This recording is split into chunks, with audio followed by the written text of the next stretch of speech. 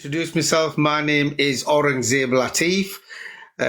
My nickname is Rangi, even though somebody put on Randy. Granny, if you just put yourself on mute just for a few moments, and then I'm just going to open it up. Or do you want me to mute you? Please. There you go. Yeah, so there's a lot happening in the United Kingdom and across the planet, as most of you are aware. So you know my name. What this is all about is speaking up against the problems, the issues that we're going through today, regarding and relating to our children. So what I'm going to do is I'm actually going to start with, because I know some people have actually been asking me, why am I doing this? What led me to get into this situation? So I'm going to try to abbreviate it as much as I can. It will be short. So I was going to show you this, but I haven't got it the other way around. So it's actually backwards at the moment. So I had to go through, in 2014, I had a corporate company known as Social Services that became involved in my home affair. And while issues and problems were happening, they were actually telling me that I need to go through a complaint procedure. And if I spoke up, they would give me a criminal record, and then what would become of my kids. So I was threatened. So I was blackmailed, and I had to stay silent during this process. And this lasted until 2018.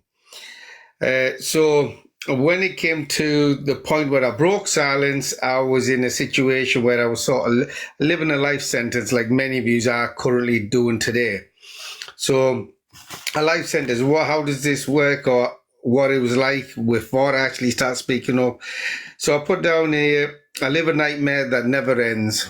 I have many crimes to report, but they have been neglected. I suffer in a way that it can't be described. I stand alone, but I don't know why. I wake up every day, try to be strong. Every day, I pray for when I may see my son. Every night, I go to sleep knowing I may never see my son, only because a social worker had changed my past. So on here, where it says, I have many crimes to report, but they have been neglected. So I'm actually going to start from that, so people understand why I'm speaking up and what I'm saying. This is to do with the billboard here. So what I'm going to do is I'm going to enlarge this so people could actually see it. So on this side here, you have the Break and Silence Project. What happens when you break silence against these crimes? Now, your parents or your children, when they break silence against child sexual exploitation, abuse at home, emotional abuse, bullying, neglect, online abuse, self-abuse, and you call and you contact 999, 101, Childline, NSPCC, CAFCA, schools, MPs, mayors, and more, but no one comes to their aid. Now, the reason why nobody comes to their aid is because of this side. This is to do with the break and silence on the broken system, phase 1. Are social services liars, criminals, and storytellers? Who do they lie to? Well, when we're talking, I mean, that's got a question mark. I can tell you they lie to everyone. What do they lie about? They lie about everything. Do social workers neglect our children? Yes, they do. Do social services or social workers mistreat our children? Yes, they do. Do they control our judges and police with lies and stories? Yes, they do. Are victims being victimized? Are victims being victimized? And at the bottom here, it says, are there any good social workers out there? Yes, they are. So when we're talking about are victims being victimized, I will go straight back on this side. All these crimes here have been taken place, and the victims from this have actually been victimized by our local authority. Then what I'll do is I'll just reduce this a second, just so I can just place it somewhere. There we go. Then we've got in the middle here, exposing paedophile rings, corruption within the authorities, grooming gangs, and a lot more. Okay, now why is that here while I'm talking about these two? The reason why I'm talking about these two, because I'm breaking silence against victims of child exploitation, child sexual abuse, which brings into the pedophiles and the grooming gangs. And this is being covered up by this corporate company over here, which is known as Social Services. Okay. Now, on the corner here, it's due to safeguarding child protection. I'm limited what I can say or show on public media. I hope you can appreciate that. But it says here very clearly, for any further clarity, please get in touch to www.lcs.news. LCS, if you know what that means or what it stands for liars, criminals, storytellers. Okay. So I am, as well as many others throughout the United Kingdom and throughout the Western world, we are breaking silence because this is actually happening in every town and city in the UK. Now, if you go on the website, you'll actually see a map, and every place where there's a red dot on that mapping system, that's where there's public members, parents who have reached out, children who have reached out where they've been stolen from home, or the parents reaching out that the children have been stolen from loving, caring homes. This is very, very serious, the damage that actually happens to the children, and this needs to be dealt with. However, I want to remind everybody again, any clarity anybody wants, I can show you and speak up about this, but it's only because I'm on public media. It's limited what I could say here, simply because of the nature of events. I just can't put any child or parents in the firing line who are suffering, or adults who are suffering now from the negligence of these criminal activities, which is being done by social services. So the police, why don't they help? Well, the police is actually also a corporate company. They're controlled by social services. They do what they say, which is very accurate to what I said. Judges and police controlled by social services, by lies and stories. This is exactly what has been happening. But who pays the price for it? It's our babies that are paying the price for it. So this obviously brings me to, obviously, when you realize I have many crimes to report, but they've been neglected. All these crimes I'm talking about right now is the crimes that I was reporting to social services and the police. They knew about the crimes, but they decided to cover it up because they had their own little agenda. And what was that? They like to steal our children, keep them in care just so they could keep making money. So they threw the children in front of the bus, long as they could get away with doing what they wanted to do with our little babies. Okay, so with our little babies, I want to make it clear, they have now been caught committing perjury against babies, against children, vulnerable children. You know, they say about children's voice. Well, what do you mean children's voice? A child says one thing and they completely lie in documents against vulnerable children. This is evidence. So, you know, perjury is a big practice of this corporate company in stealing our children. Okay, excuse me. I do always say very, very simply, we got the information and evidence that they manufacture documents, manufacture concerns, manufacture crimes in order for them to do what they want to do. And that false information that they have been making and false claims that they've been making is what they actually pass to the judges, how they control our judges to make the decisions that they want. But when you go through this and they go through all this kind of issues and problems, I've got to the point, I want to know who's going to jail for it. Because if we, the public, are going to be punished for crimes that they manufacture, when we have evidence against them, who's going to go to jail? Social workers, team managers, directors, MPs, councillors, chief executives, directors, and a whole load more. And I think it's just froze me again. Just 1 second. I'm just getting myself off this frozen bit. I'm used to this.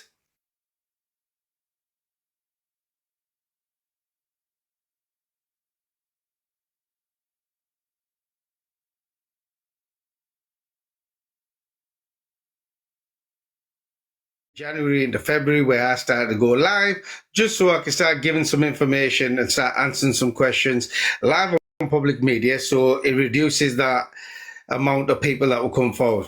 Not that it helped, people were still coming forward. So I'm hoping people actually understand what I said there, because we still need people to come forward independently. It doesn't matter what town you are, what city you are. You could be in Scotland, you could be in Wales, you could be in Ireland, you could be anywhere in the UK. More importantly, you could be anywhere on the planet now, because currently I've got over 12 countries that have reached out for the help and support, because we are actually speaking up and we're encouraging everybody else. If you have the evidence, you should be able to speak up. And if you don't have evidence, it's something that right now we are actually providing you that evidence. I could give you evidence what makes them being liars, criminals, storytellers. And I'm going to drip feed this to the rest of the public, including victims of child sexual abuse. This will have to be in stages, because there is a lot. Oh, excuse me. So it's overwhelming, and I'm just hoping and appreciate that everybody actually understands that. That's the main thing that I need people to understand. Now, over the last few weeks, as some of you are aware, I've had a good friend of mine, a campaigner, somebody who's passionate, who loves what he does in reaching out to try to help members of the public. Oh my gosh, we actually have him back in the box. Gary, is that you? Hi, where's Rangi? Where's Rangi? Oh, you mean I've had a shave? Hello, my friend, how are you? Yeah, Gary, I'm just speaking about you there, and actually I'll come straight to you. 1 second. So coincidentally, I'm grateful that he's actually joined us again. So this gentleman, I just want people to understand, anything that I've been doing over the last 4 years, it doesn't matter what color, creed, religion you are. It doesn't matter. What matters is our children.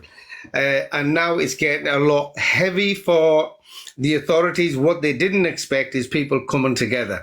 So I am a tan man, a British man, and a Muslim. And now we're also working with Christians. I was already previously working with Christians, but now they're also coming on the platform as well. So I'm really grateful that he's actually joined us tonight, because anybody can get involved, have a look at what's going on, any form of clarity you want. Please feel free to get in touch, get the information of us so we can move forward, because overall what we're looking at is our children that are in the firing line. Our children are going through all these abuses and no aid is coming in. You could ring the police, you could do all that, and nobody's going to come forward, because the whole system is corrupt. It's a failed system, and we need to now fight for a change. Okay? Somebody mentioned me this afternoon, you know, you're going to fight the government. Well, I'm not bothered what it is. If it means fighting to protect our children, to stop our children being raped physically, emotionally, psychologically, well, then so be it. It's a fight worth fighting. So, Gary, let me get you in. So I'm going to let Gary actually introduce himself, just so you know a little bit about himself. I'm really grateful for him to join us. Gary? Hi, Rangi. Hi, everyone. I hope you're all really well. Thank you very much. Thank you very much for letting me join. I'm sorry I didn't join earlier. I was going to have a little bit of a break for a while from the lives, only because my eyes were struggling for whatever reason after doing the last few lives. So, yeah, those of you who don't know me, so I was in the police for 18 years. I resigned voluntarily in 2018. And I'd become a director of a freehold company called Export Manor Freehold Limited in Bournemouth, in Dorset, in 2009. In 2021/2022, where we were having a large roofing project done on the building, and the managing agent suddenly disappeared. I couldn't speak to them. So I approached... there's a reason I'm telling you this. It all ties in with what Rangi's doing, and you will understand. I know at the moment it seems as though, where's he going with this if you haven't heard this? Anyway... Gary, yes. While you're doing that, when you finish, can you escape the matrix in? I'm just going to make one of these. No problem, my friend. No problem, my friend. So I approached the acting chairman for our company at the time and asked to view the bank documents for our company, because it was a lot of money in relation to the roofing project. That person became angry at me and resigned a few days later. So, of course, I was concerned something had happened with our accounts. I then became, if you like, the acting chairman, trying to find out what had happened. Approached our management agent who had been managing the accounts for us, and they resigned on the spot as well and refused to even discuss anything with me. 2 other directors then resigned. Long story short, I acquired 2 sets of bank accounts through our company. One of them appeared to be authentic. The other set of documents appeared to be forged. Obviously, I'm reporting all of this to the relevant organisations, including my previous police force, Dorset, and evidence comes to my attention to suggest that Dorset police are actually involved. They send 2 emails to me inadvertently confirming that they are allowing forged bank documents to be produced by the banks and used in circulation, a very serious crime. And obviously this gives the ability for companies to falsify their company's figures, the money that's coming in through the company, and send the real money elsewhere. I escalated this to the Independent Office for Police Conduct, the Serious Fraud Office. They refused to intervene, even though there was other information to suggest Dorset Police had been leaking sensitive information about my reports to individuals who I'd already named as prime suspects in the case and who were linked to the intelligence agencies, the NHS, the police, international banking fraud, the monarchy, Russia, Ukraine, and top officials within government. This was escalated to the Home Office. They refused to intervene and insisted that the Police and Crime Commissioner's Office deal with my reports, even though I'd already acquired evidence that the Police and Crime Commissioner's Office's company was linked to the same company where I'd acquired the forged bank documents very quickly. Eventually, because they were dropping themselves in it left, right and centre at every stage of my inquiries, I looked into the Companies House records in a lot more detail, and this identified what the real issue is pretty much with most of the things happening in the world, and that is that our governments are involved in the forgery of company registration systems and the incorporation documents attached to that registration system to create false or illegal entities. Okay, so it's a crime, of course, to do that. And this includes most of the large conglomerate companies that we're all aware of. Amazon are part of this, Tesco's, Asda, all supermarkets are linked to it, in certainly the UK ones. Banks are linked to this, even the international transaction system, SWIFT, that most banks use to transfer money into offshore accounts, is also an illegal, fraudulent entity company.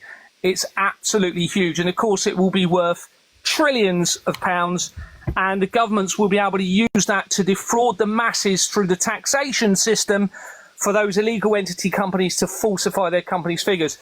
Anyway, it links very closely with what Rangi is doing, because it was earlier on in this year, a few months ago now, I established there was a very clear link to international child trafficking, almost going hand in hand with this fraud. So I established that by researching certain individuals such as Ghislaine Maxwell, Robert Maxwell, Jeffrey Epstein, Jimmy Savile. I looked into actual cases of child abuse and apparent murder, and I've now got connections to adrenochrome, and we'll come to that in a bit more in a minute. So it's absolutely huge, and of course this relates to what we're seeing within the court process for the children's services, because there's this huge motive in this fraud to defraud the public through the taxation system, then, and the connection to the children, very sinister activity going on with the children. There's a motive, therefore, to... Oh, sorry, I will stop talking in a minute. Sorry, and I know this is a lot to take in. So there's a very clear motive for the court process with social services and the barristers and judges all linked to this, to take children from families because of the vast amount of money that is linked to the children element of all of this. So I know it's a lot to take in, and I'm sorry if you probably want me to explain a lot, and there's a lot of evidence.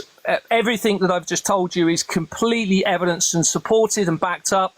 And I'm putting together a huge document at the moment in relation to Julian Assange, which really does tie all of the pieces together in relation to the adrenochrome, which I think is a vastly significant part of what we're seeing. So that's very big in all of this. And hopefully you'll see that document soon. Escape the Matrix. unmute yourself. Escape the Matrix. Evening, gentlemen. How are we? Good, thank you very much. Welcome. Glad to have you on board. Yeah, pleasure to be here, mate. Did you have a question or a comment, an input just to start with? Because there's a lot that's going to be. We've got plenty of time. Yeah, just sort of listening in for now, really. But obviously, just wanted to say thanks to yourself. It was a pleasure and an honour speaking to yourself earlier. Obviously, pleasure to be part of the team and everything as well. We're all working towards the same thing and exposing this fraud and saving the children. You know, that's the main thing. Absolutely, absolutely. Well, I'm glad to have you on board because at the end of the day, rightfully what you said, it's all about the children. At the end of the day, we all love our children. So just stay there. Don't be going anywhere. What we're going to do is, I just want to point out. Myself for now. Yeah, that's fine. Yeah, so Gary, what I'm going to do is, over the last 3 years, I've actually been working with all faiths. And what I realized over this last 2 weeks, it's actually incited, start waking the other faiths up that have already been joining us, but they want to be vocal now. They've started realizing that, hey, look, there's a Christian there, there's a Muslim there. The Sikh community is coming forward as well now that wants to stand shoulder to shoulder. They are willing to speak up. And when we talk about the Christians, that could be Christians, Catholics, Protestants, Jehovah's Witnesses, Mormons. The churches in general, they are now starting to come forward that they want to be part of this. There's a number of mosques that have reached out as well, which I'll be bringing them on board as well. But that'll be between all the platforms that we're putting together now for the lot of it. So this is something that I think me and Gary spoke to over a few weeks ago now, that it's a fear factor for these people. They don't want us to work together. Because as most people are aware, what the game is always to divide and conquer. And it's come to a point now, people are awake now and people are starting coming together. So now we're going to have to now unite and conquer. This is the only way to move forward, which is very, very scary. So I wanted to let you know that, Gary. So actually, people have now started coming together. I had a couple of calls this week. And just with a little bit with what Escape the Matrix said, over the last 2 weeks, I'm still catching up, trying to get through to all my messages. It's been that hectic for me. But Gary, I just wanted to point that for you so you understood that people now are going to join us on the platforms and they're going to be in positions in their own communities to come forward to start uniting the whole United Kingdom, Wales, Ireland, Scotland, not under religious factors, as humanity. There's only one race. It's known as the human race. Gary, do you want to say anything on to what I just mentioned there? Only, I think it's incredibly important what you're doing, Rangi, and I am honoured, and you're an inspiration to everybody with what you're doing. And I think what you've said is absolutely critical. All faith groups really do need to unite. We all have a common interest in this. We all care about our children, no matter what, background, ethnicity, etc. And the children are the most innocent of all. So it's incredibly important, and I would love to work with any faith groups to unite with them over this. It's the enemy of us all, the system and those that control it. No, absolutely, absolutely. Especially I was speaking to somebody over the last 2 days from the Sikh community. They were actually saying they actually follow what I've been doing over the last year, well, actually a couple of years, and then the lives they've been joining, but they've not actually come in vocal. But now, obviously, they want to. And I think it's because I've actually, while I've been saying what we've been saying, guiding them to where the information and evidence is, they've been having a look and they're saying, bloody hell, now we know how real it is, because, it can't look very, very too much. It could be like, is this really happening? And the own communities are affected. So it's a case of now, they said, well, look, we know it's happening and it's our kids at the end of the day that we need to now starting together. And I'm really, really grateful for all the communities. And that doesn't mean you don't even have to be religious. You just got to have humanity inside you. We all love our children. We all love our baby girls, our sisters, our mothers, our wives. And this is the attack on women and children in general. And men just get used and abused separately by the system just to gain the power to go in for the kill for the women and children, which is the vulnerable. Okay, so I'm really, really happy the fact that a lot of people are coming together, including more charity organizations are coming together. I also had a message over the last 5 days of another 2 radio stations that wants to start joining in. Because they said what I'm doing on here, they want us to do it actually on their radio station. Okay.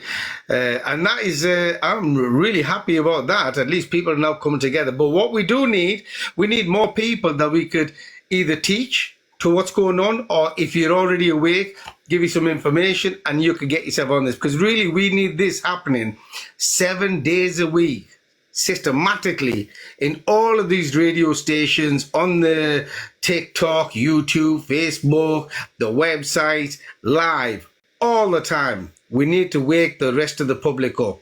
So, you know, this was an absolutely amazing news that I actually had this week with the extra radio stations that want to come forward. Also, there's a number of podcast stations that are like, wow, we need to get involved, because I didn't realize they've been joining us and listening to what we're actually saying. And what I realized, they've been recording everything what we're talking about.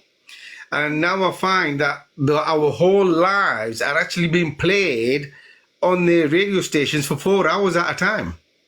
So, you know, I just want you to know, Gary and everybody else, it's good. It's good to get these people on board and to wake up. Gary, you want to? That's amazing. No, Gary. I was just going to say that's fantastic. I wasn't aware of, you know, the scope that this is now starting to have. It's incredibly important. And I just want to quickly say, actually, Rangi, you know, everyone listening to what I'm stating is happening, it sounds almost too, you know, unbelievable. And please remember, 2.5 years ago, I wouldn't have believed in a million years I'd be sitting here saying what I'm saying. But it is now so blatant now. I've got all of the documents showing it. So anyone that listens to what I'm saying and thinks, no, this can't be happening, surely it's not really that bad. Unfortunately, it is. I've got all of the documents. I wouldn't be saying any of this unless I had the support of evidence to support every single thing that I'm saying. No, absolutely. And I know people have mentioned something about USA. You have our full support. If you contact us, I'm more than happy to arrange to speak on your podcast and make more public awareness.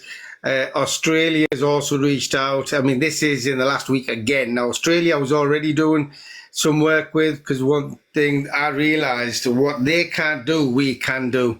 Okay, so on the website sooner than later, what we are going to do is we're going to start breaking this down, getting it topic by topic, case by case, and start releasing it for whether you're in America, we'll do for you down there, whether you're in Australia, Canada, New Zealand, Sweden, Denmark, France, Germany, it doesn't matter. At the end of the day, we're all one community, one race, and this is what we are going to start doing. And I will be speaking to Gary, and we will start coming together, the whole lot of them. Now, especially with the faith groups, if you are, like I've just got mentioned there about the USA, I've already told South Africa and Australia that the faith groups are more than happy to speak to them separately. To wake them up first, because once they wake, we want open dialogues, open conversations, and we're willing to provide information evidence, because I have had this information to what I'm doing since 2014, okay? Because I was going through this carry-on since 2010. So for me, it's been 14 years. And let me tell you something, 14 years, and you know, brings me back to this, which is what I started with. One of them was, I stand alone, but I don't know why. That's exactly what it was when I actually started speaking up in 2020 and in 2021. But one thing I could assure you, and the authorities know this, I no longer stand alone.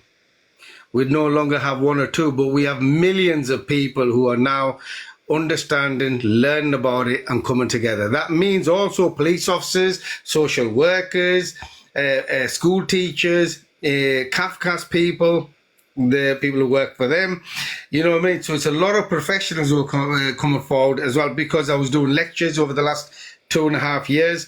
That did a big impact in the UK, which I'm going to start doing the very same thing for everywhere.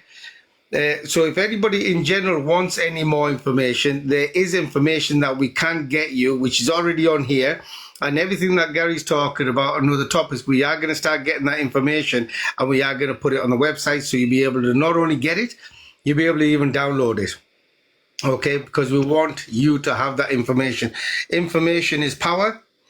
And with that power, if you have it, that's what we need, because otherwise we're just going round and round in a yo-yo. If I could just get a few people in, because I want to start questions and answers for anybody.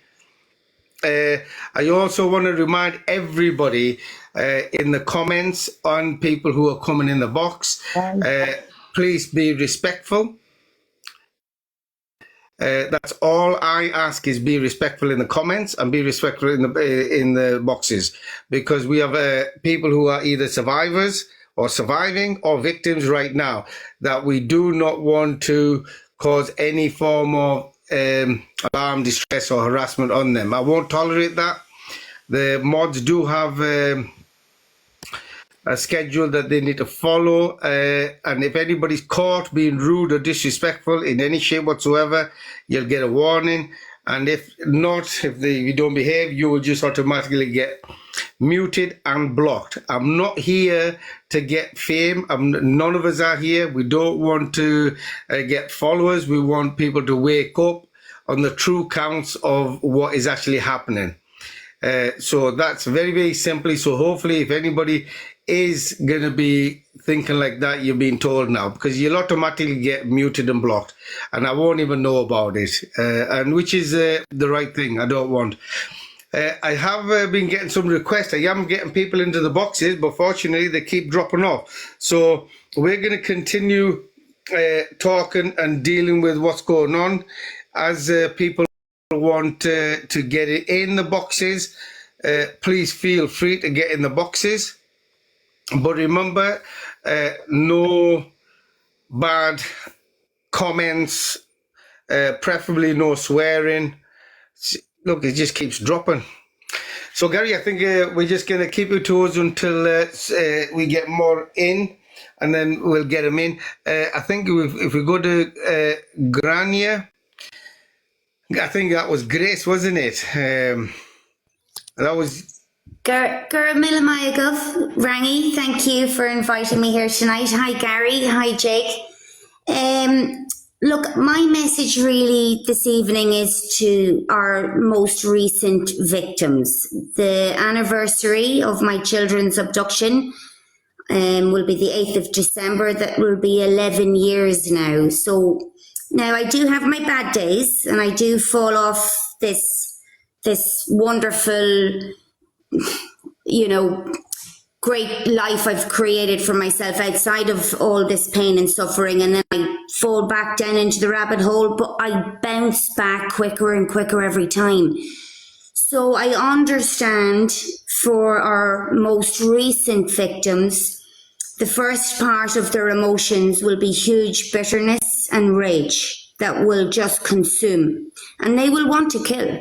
I urge them not to do anything that's going to put them in jail. They need to keep strong and safe for their children's reunification one day. That's the first point I want to make. The second point I want to make is it usually then moves to suicidal idolization. You're no good to your child or your children if you're not on planet Earth for their return, and they will come back to us all. Okay, we're all going to collectively stay strong to bring healing for these children's awakening out of their coma and their brainwashing and their grooming and their abuse, to come back to us one day, to a healthy community. That's what we're here to achieve. Okay, the third point I want to make is, well, congratulations on your radio, Rangi, and congratulations, Gary, on all the hard work that you're doing. With the faith groups, I think it's wonderful. I see it here on the island of Era, the Protestants and Catholics coming together along with the Muslims and Christians. And again, if we look at this from a higher state of consciousness, looking down, We are one soul family, one human race. It's got nothing to do with how we find God or how we find our divine creator. We're all creative beings. No two leaves on a tree are the same. So we're not going to follow the same path to get there. The point is we all get there. We were all created from the same womb of divine creation and consciousness to come together now to help save our planet from going boom, you know. I'd also like to just fast forward into the future. My son was my youngest child, who was taken at 6. He's almost 17. I haven't seen him since. He has been the most abused out of my 3 children with the rapes and the trauma. And I fast forward to someday, Liam Payne's, what's happened to poor Liam Payne, and my deepest condolences to his family and to his extended family and to his 7-year-old child that has just lost a father. That could be my boy in the future with the trauma he has suffered. Or my boy could become a perpetrator himself one day. And this is where I want to please bring some light onto how we forgive this evil. That little boy of mine, if he does go down that road to become a perpetrator himself one day, will I, as his mother, hate him? No, never. I will only ever love him unconditionally. Do I hate the behaviour? Would I condone it? No, I would not condone it. Would I hate it? Absolutely yes. But do I still love him? Yes, I do. And so for me, on my healing journey, within these 11 years, to stay healthy and well as best I can, as I said a few moments ago, I fall from that perch. Things emotionally happens to me. I still have a lot of healing to do. I push people away all the time. I think they're all Judas and they're out to get me when they're actually not. You know, it's a huge traumatic journey, and I want the victims to know they will feel all of these things, but stay strong. And for me, on my forgiving journey, I'm not condoning the evil on this planet. But what I am doing is looking at all of these pedophiles and these satanic ritual abuse perpetrators. I look at them once as being children. Who the hell has hurt them, and what the hell have they been through to behave in this way? What the hell has happened to them? Is this the sins of the forefathers? Like, oh my God. So we need to be a united love for forgiveness. For any of those that have information that are part of these satanic groups, please come forward. There is a way out for you. Yes, you might have to go to prison. Yes, cosmic karma might come upon you. But for those of us that can see beyond the veil, there's a hand in this darkness into the light for you. In the deepest, darkest hole you're in, there's a hand reaching out for you to please walk into the light. As dim as that light might be for you, please, we're all here to help and save you all, no matter what you have done. So thank you very much for giving me 5 moments to speak, and I'm grateful for all the work, as I said, yourself and Gary are doing. Namaste and God bless. Well, sister, thank you very much for your kind words. Gary, do you want to add anything on to the sister, what you said? No, only, I know what Granya's been through and a lot of other people, and, we're all together on this. We're all going to be supporting each other on this journey. And I think what Grania said is incredibly important. And I agree 100% with we have to really dig deep in ourselves to try and find the ability of non-judgment or forgiveness, shall we say, in this situation.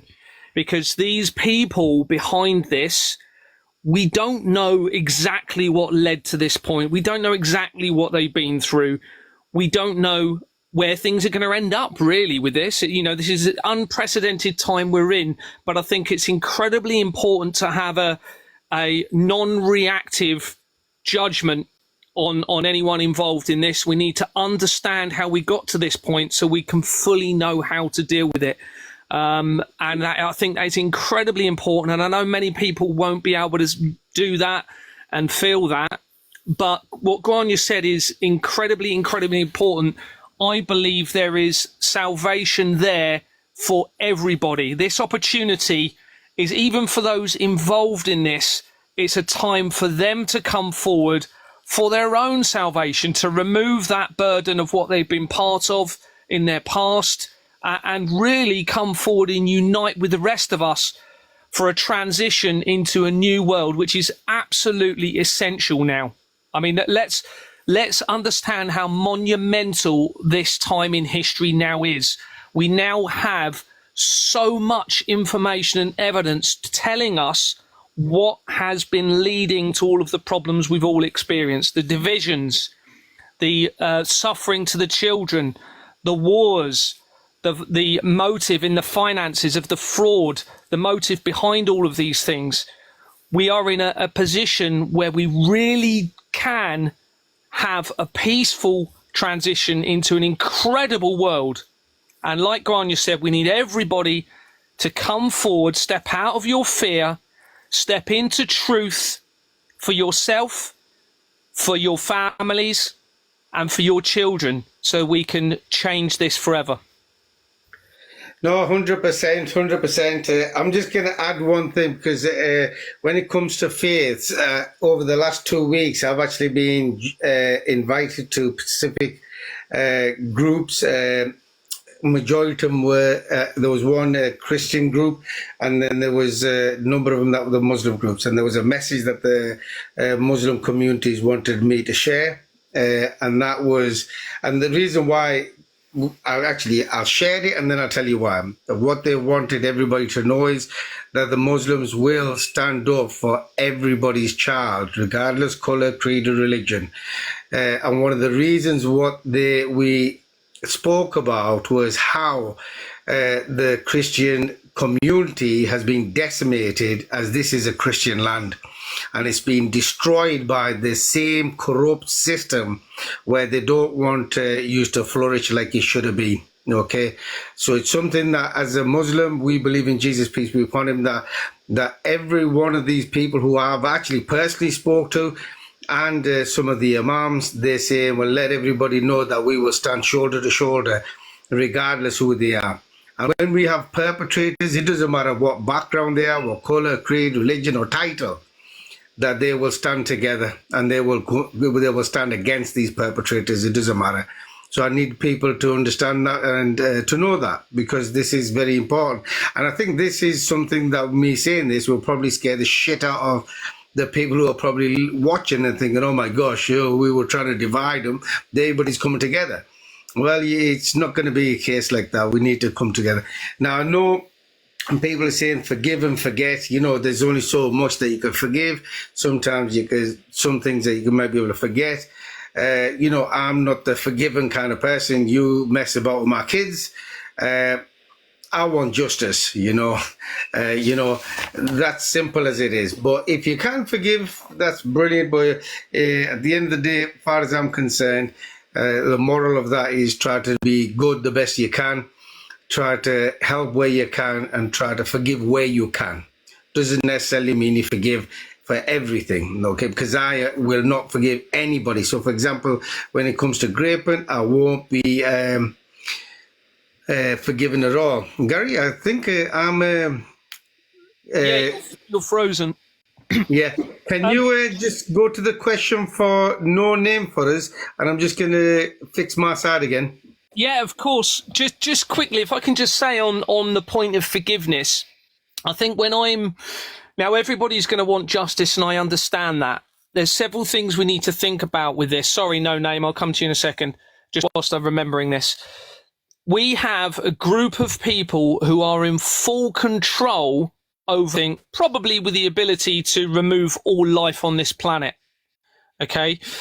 If they believe that everybody wants them hung, shall we say, it creates a very difficult situation for us all in getting out of this in the right way.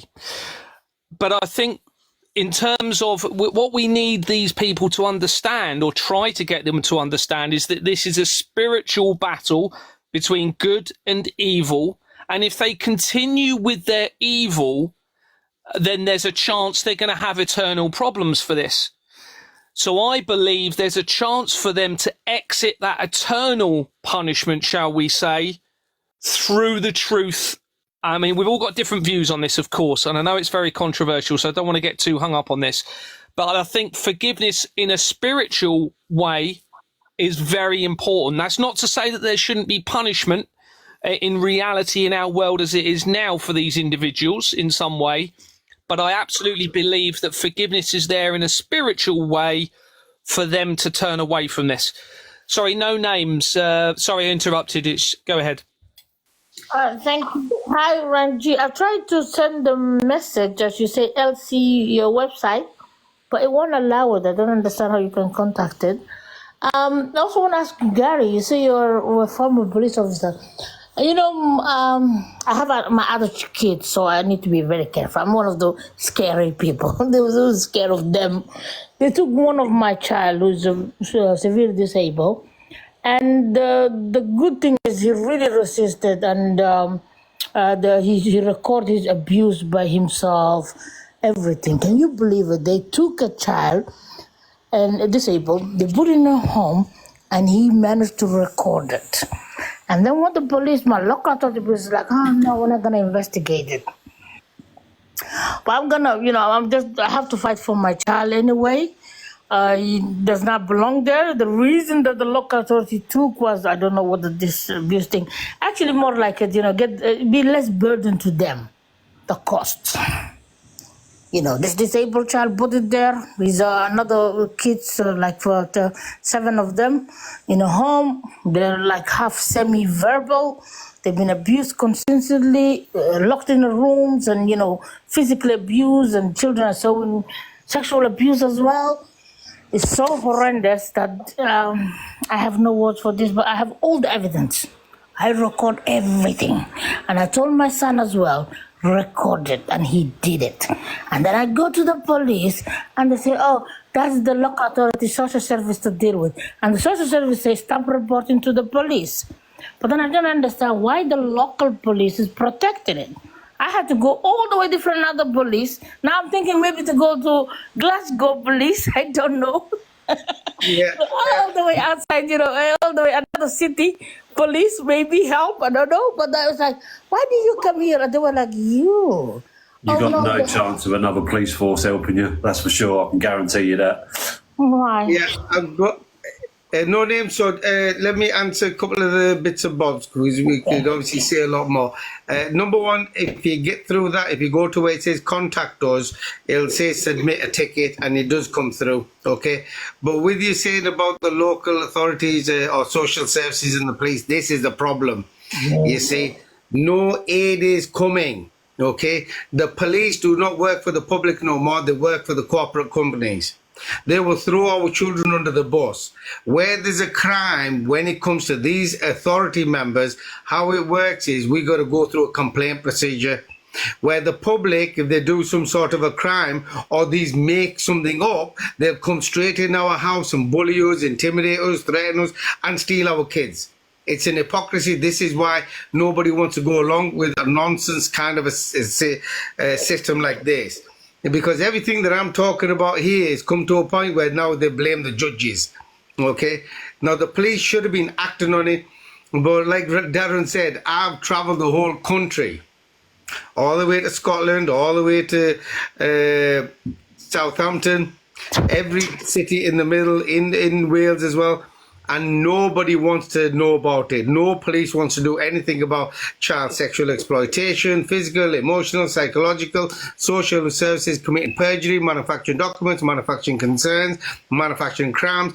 malfeasance in public office, providing false information to the judges. All this is acceptable for them. They're not bothered about it, okay? But when it comes to, for example, justice, we talk, I know Gary mentioned about forgiveness. And what I want is this. If there's a crime that they did, we want justice. If there's no justice, then there is no law. And if there's no law, my point is, who are these clowns telling us what to do? I'm being very, very straightforward. I don't care who these people are. If there's no justice, there's no law. If there's hypocrisy in there, a two-state law, then they can pack their crap up and get away, because this is not where it's going to happen. We're not going to tolerate this nonsense. This then leads to exactly the word that will be used is this is child trafficking, okay, and deliberately what's actually happening. I want to thank everybody else for these roses and bits. I don't really know much about this, but thank you very much, and I want to thank for the likes. Gary, do you want to add anything to No Names? And I'm glad No Names, you didn't mention any names, because when a public member in January, when he's speaking up, I do urge you not to mention the name. No, I want to. But I want justice for my child, and I will get all the evidence that I have.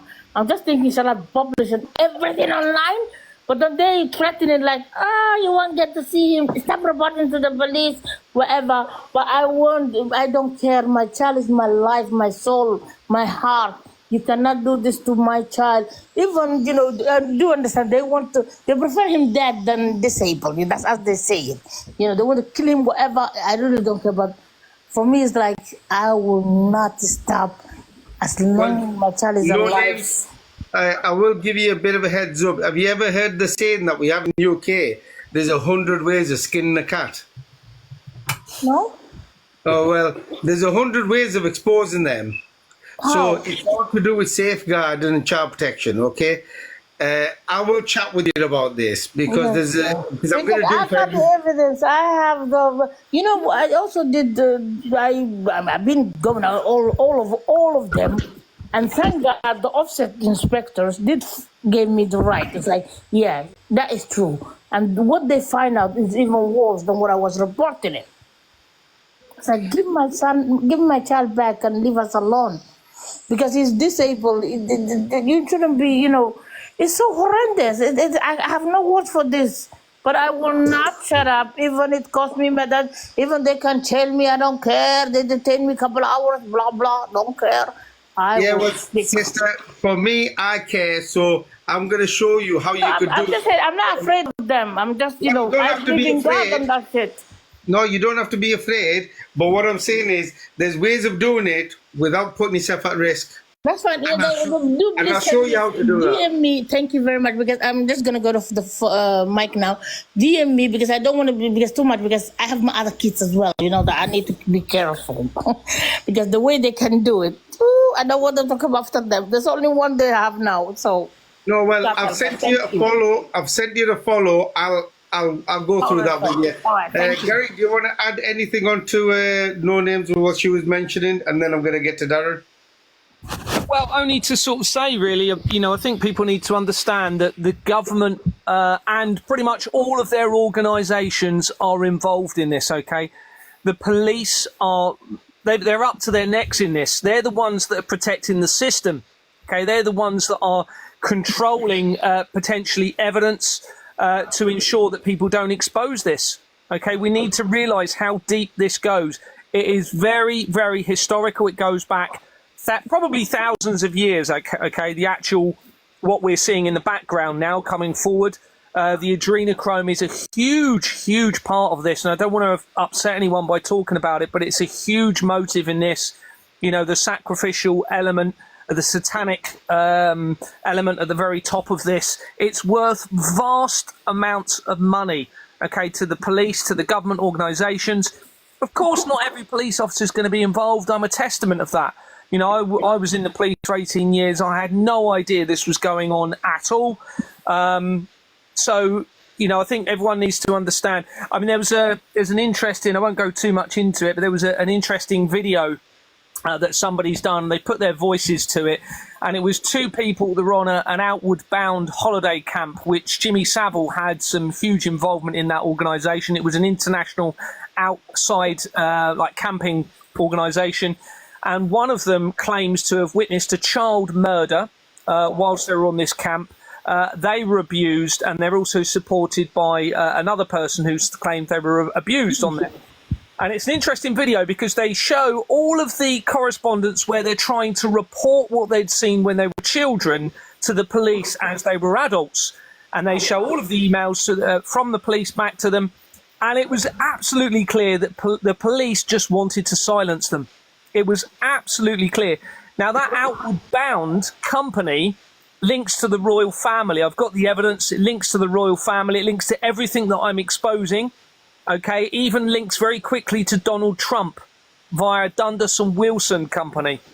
Okay, but this, we need to understand, because of the very sinister nature going on at the top of this, they will not want that to be exposed. You know, the adrenochrome element, the torture and murder of babies and children, that's actually going on. Okay, there's so much evidence of that now. So I think, you know, all these people saying, you know, they're frustrated, and rightly so, that the police aren't doing more about it. They're involved. They're involved in it, okay? I know they're involved. I just want to save my child and have my child back, and it won't keep me, you know, they will not be able to shut me up when it comes to my child.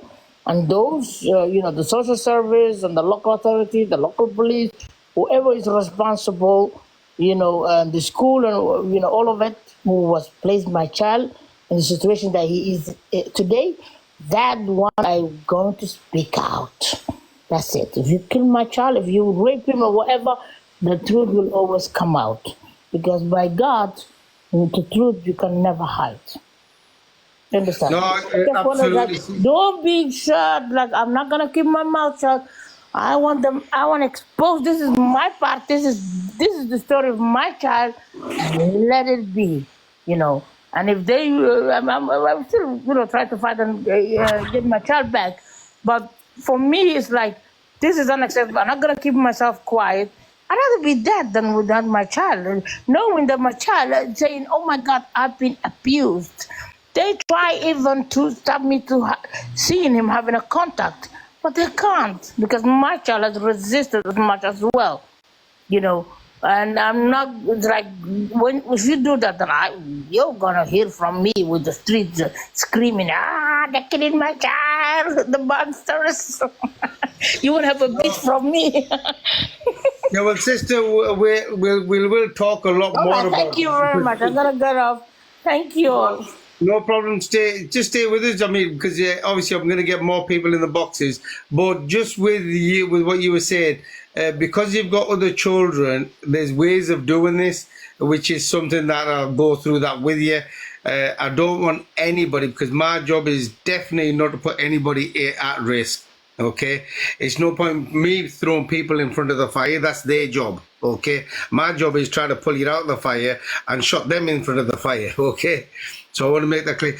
Also, anybody who wants to get in the boxes, please feel free to put a request in so we can get you in the boxes. And it's not Rango, it's Rangi, but that's fine. That's not a problem. Can I go to Darren? Thank you very much for joining us tonight. Evening, fellas. How we doing? Good, thank you very much. Did you have a comment or question or an input to what we're talking so far? I've been in the family court system for 23 years, mate, as you know. Right. I found out two very important words come in to a huge factor when you're sitting in there in front of the judge. You sit there and you say to the judge, I want a lawful, legal reason why I can't have or see my child or children.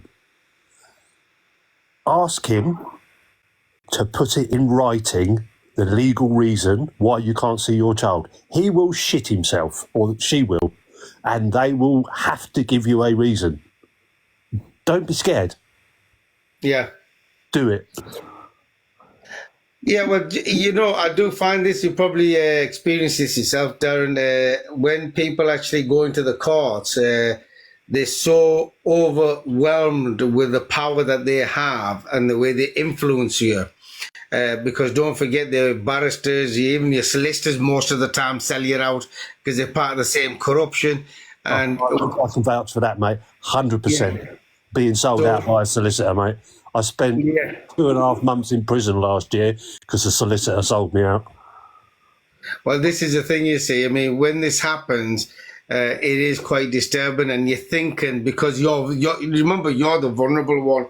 The parents, you are the vulnerable one. It's your children that they've taken. You're the one that's going through the trauma. You're the one children who are suffering, and then you're relying on them, thinking that they'll do the right thing and they'll negotiate a deal. Because one of the biggest things I found with the legal teams is, when you've got information and evidence and you provide it to the solicitor and say, hey, look, this is what they're lying in this report, they'll come up with something like, hey, look, that's okay, we've got that information, but we'll leave it till the final hearing. If you hear that, that means they're setting you up, because when the final hearing comes, they won't even talk about it. They'll throw you under the bus with the fraudulent 100%. claims that they've made. 100%. You know what I mean? And it is very, very scary at that point, you know what I mean? Because then you're helpless, and then they'll try to either force adoption, or they put them in foster care and they try to seal it off. And, you know, then it's like you're going round and round in a circle. We can't trust them anymore. And actually, I do recommend people actually represent yourself. We'll even show you how to represent yourself. 100%. You don't... I've got a child that lives less than 1 mile from my house, and I haven't seen him, as you know, for 4.5 years now. He lives less than 1 mile from my house.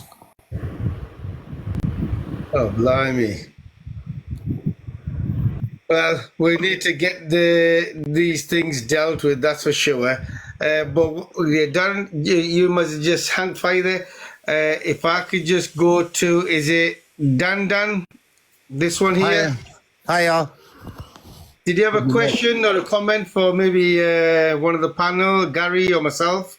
Oh no, listen, Sam, I nearly lost my children, but I won my case because we proved that the fosterer, who was a YouTuber, it still is, was abusing my children. We had videos of it, pictures. She was a fosterer. She used to make videos of how to be a fosterer in 3 months. And she's still on YouTube now. We got her fired, and that's the only reason we won our case. But you're one of the very few people that have got through like that. They will let a few sneak through. And to be honest, I think that'll be to do with you got the right judge. Because I do know the judges have been a little bit too loyal to these corporate companies, and they know it's coming to them now. But I'm glad you got your kids back, to be honest, and I hope people take note of that, because we don't get... It was a fight for 1.5 years, yeah, but we did get the kids back, yeah, because the bird, Bryony Farmer, who's a YouTuber, yeah, she made loads of mistakes, and we had loads of video and thingy evidence. The best thing to do when you have social services involved is buy yourself a dictaphone. Yeah, but this is the thing, you see. You could get, most of us have got the issue is this. Everybody has the information and evidence. We've got it on recording, perjury, manufacturing documents, manufacturing concerns, manufacturing crimes, but they tell us to go through a complaint. It's a fraud, it's a scam. There's only a few, I mean, literally 0.1% or so that actually get away. Okay, because most of the system is corrupt to the hell. Because if you look at it, when they get involved, they always give you a list and say, hey, look, here's some solicitors. You need to get in touch with the solicitors. Now, all the people on that list actually work for the local authorities. So they'll throw your children in front of the bus. They won't even stand a fight for them. I mean, if you're ever actually in that position, if anybody's listening, try to get a solicitor outside of town. Don't get the one from within the town. Go for a different area altogether to break that link. Or even look for a crazy friend. Even look for a crazy friend. Somebody like myself who knows what he's at, can stand there, has got the balls to turn around to the judge and go, hold on, I ain't having that. You give a proper reason. Yeah, no, 100%. Mackenzie friends, advocates, and anybody can be trained. And this is something that I am looking at with other people that have started to come forward, where we will be trying to do some training on how you can represent yourself, because manpower we need, because this is happening everywhere. We can't have one person going everywhere. We need 100 people, like, for example, like a Mackenzie friend, because there's that much happening. You look at Always every ask for independent social worker. Yeah, you can get an independent social worker, and usually what happens is an independent social worker will make the document, and let's say it all goes in your favor. The social worker will still overrule it and say, well, we don't believe it, we want another assessment done. And then another assessment until it fits their narrative. Okay? Yeah, but I understand what you said there, Dandan. That it does happen, that if you get an independent, they'll listen to it. But most of the time, what they'll do is they'll say, oh, well, we don't believe it. We want another assessment done from ourselves. And they'll keep doing it until they get a report that favours them, that could twist the words, and then you're back in the same spot again. This is something that we've witnessed throughout the United Kingdom. Yeah, and when you get a psychologist report, I had a few done, and you always make sure that they're active. They kept on giving me retired ones, and then I got my solicitor to say, well, they're no good then if they're retired. You got to be careful with them as well, because they're just as corrupt. Like 100%. Myself, I had 4, okay? 2 from the court, and I paid for 2 myself. Funnily enough, the 2 I paid for, the first one, narcissistic tendencies. The second one I paid for, concerning narcissism. This is the mother. Funnily enough, the first 2 that were through the court, I was angry, I was this, I was that, I shouldn't see my children because of this, I shouldn't see my children because of that. Yet I paid nearly £2,500 to have them done again, privately. I used Han & Co's. Han & Co's really good. And it backfired on her massively, and the court. Well, this is the thing, you see. I mean, the information is good to get out the public. Now, you see, with the psychologists and the doctors' reports and things like that, well, that's why in a lot of ways I'm going to continue to do what I'm doing. I'm only going to push forward, okay? Because now they'll all have to explain how did they get away with it, because the same information... See, with this lying criminal storytelling business of social services, that's what they were doing to the doctors. The doctors went along with it. Now, even with what I'm talking about here, the doctors knew that social workers were liars, criminal storytellers, but they went along with it and allowed all these crimes to take place. So who's going to go to jail for it? You see, that's all I want to know. Whose reputation is going to be destroyed? See, this is the situation now. It's, it's like the shoes on the other foot now. You know what I mean? It's payback time. Because that's what I want. And that's what I should be wanted for every single person in the country. Because if there's a law, that's how it should work. You can't go around abusing kids and thinking that it's all right. It's just not acceptable. I'm just going to say it again, anybody who wants to get into the boxes, feel free to get in. And also, if anybody who wants to say something, if you unmute yourself, Gary or myself, we will come to you and ask you. It saves you jumping in, because sometimes when you jump in, there's 2 people talking, we can't hear one or the other. But Gary, do you want to add on to anything with what Major is saying? Because I am going to keep the top 3 in there now. Yeah, well, firstly, I'm really pleased for Dan that you got your kids back. That's fantastic. Yeah. But I will support Ranking. What he's saying is very, very rare. And don't forget, the government and their organisation are under so much pressure that every now and then they'll have to provide a good result for the people. Okay? They'll have to do that. But everyone needs to realise how vast and centralised this system of fraud is. Okay, it's a systematic problem, or if you imagine the forgery of these incorporations, it is providing the motivation to defraud the public for billions of pounds.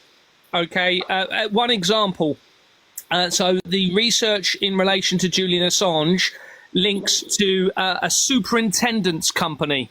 Okay, so those of you who don't know, a superintendent is quite a high-ranking police officer. So they have an organisation, and when you go into that organisation and look into all of the directors, it's full of solicitors. Literally tens and tens of solicitors. So that means there's a financial control by the police over all of these solicitors firms. Okay, they're all linked together. It's a centralised system, and they are all taught to protect the system. Even if you find what you think is an independent solicitor, if you take them to a court process that risks exposing this, they will be under so much pressure to shut it down because they will not expose the system that they are part of. It is a systematic problem. The system must change. Even Mackenzie Friends that you've just mentioned features in my Julian Assange research, and you will see Mackenzie Friends companies are also linked to this system of fraud. That's how big this is. 100%, 100%. No names, you wanted to add something on? Yes, I just want to say Gary is right. Not only Mackenzie, but also you need to be very careful with the legal aid solicitors and those barristers they bring. I went to a court, which I've been told is the first hearing, and the day I was there, they said they're taking him. They stole my son from school. I was shocked, like, no way you can do this. Is inhumane. Like, where's his pajama? Where's his food? Where are you taking him? Well, I went after them, and I saw him next day, which he was so traumatized. And but there was a final order, whatever. So this solicitors also, the legal solicitors work with them. You need to be careful. But I also what I can understand is, like, if you commit murder, you know, the police will investigate. They catch the murderers and blah. What is happening with these children that you say, look, I have evidence.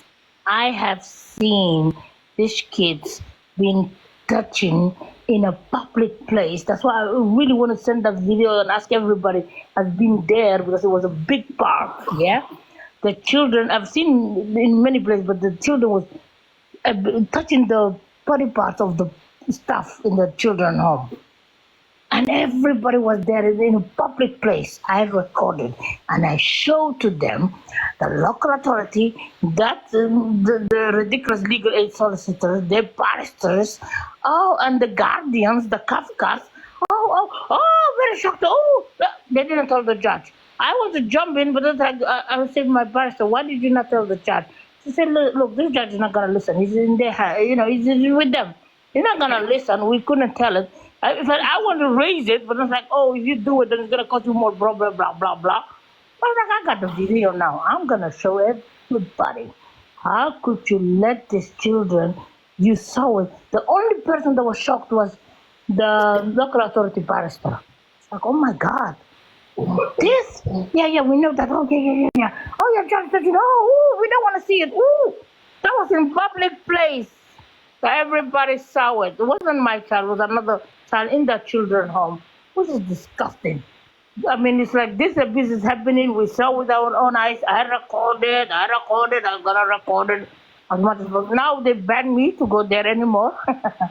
But I still see my child, but I'm keep recording it, keep telling it, and get the evidence and put all in a one map and say, this is what's going on. Let everybody know. I just don't understand, like, why would police care when if someone kills, if I come to you, Ranchi, and I kill you, they will do proper investigation and arrest me and put me behind bars.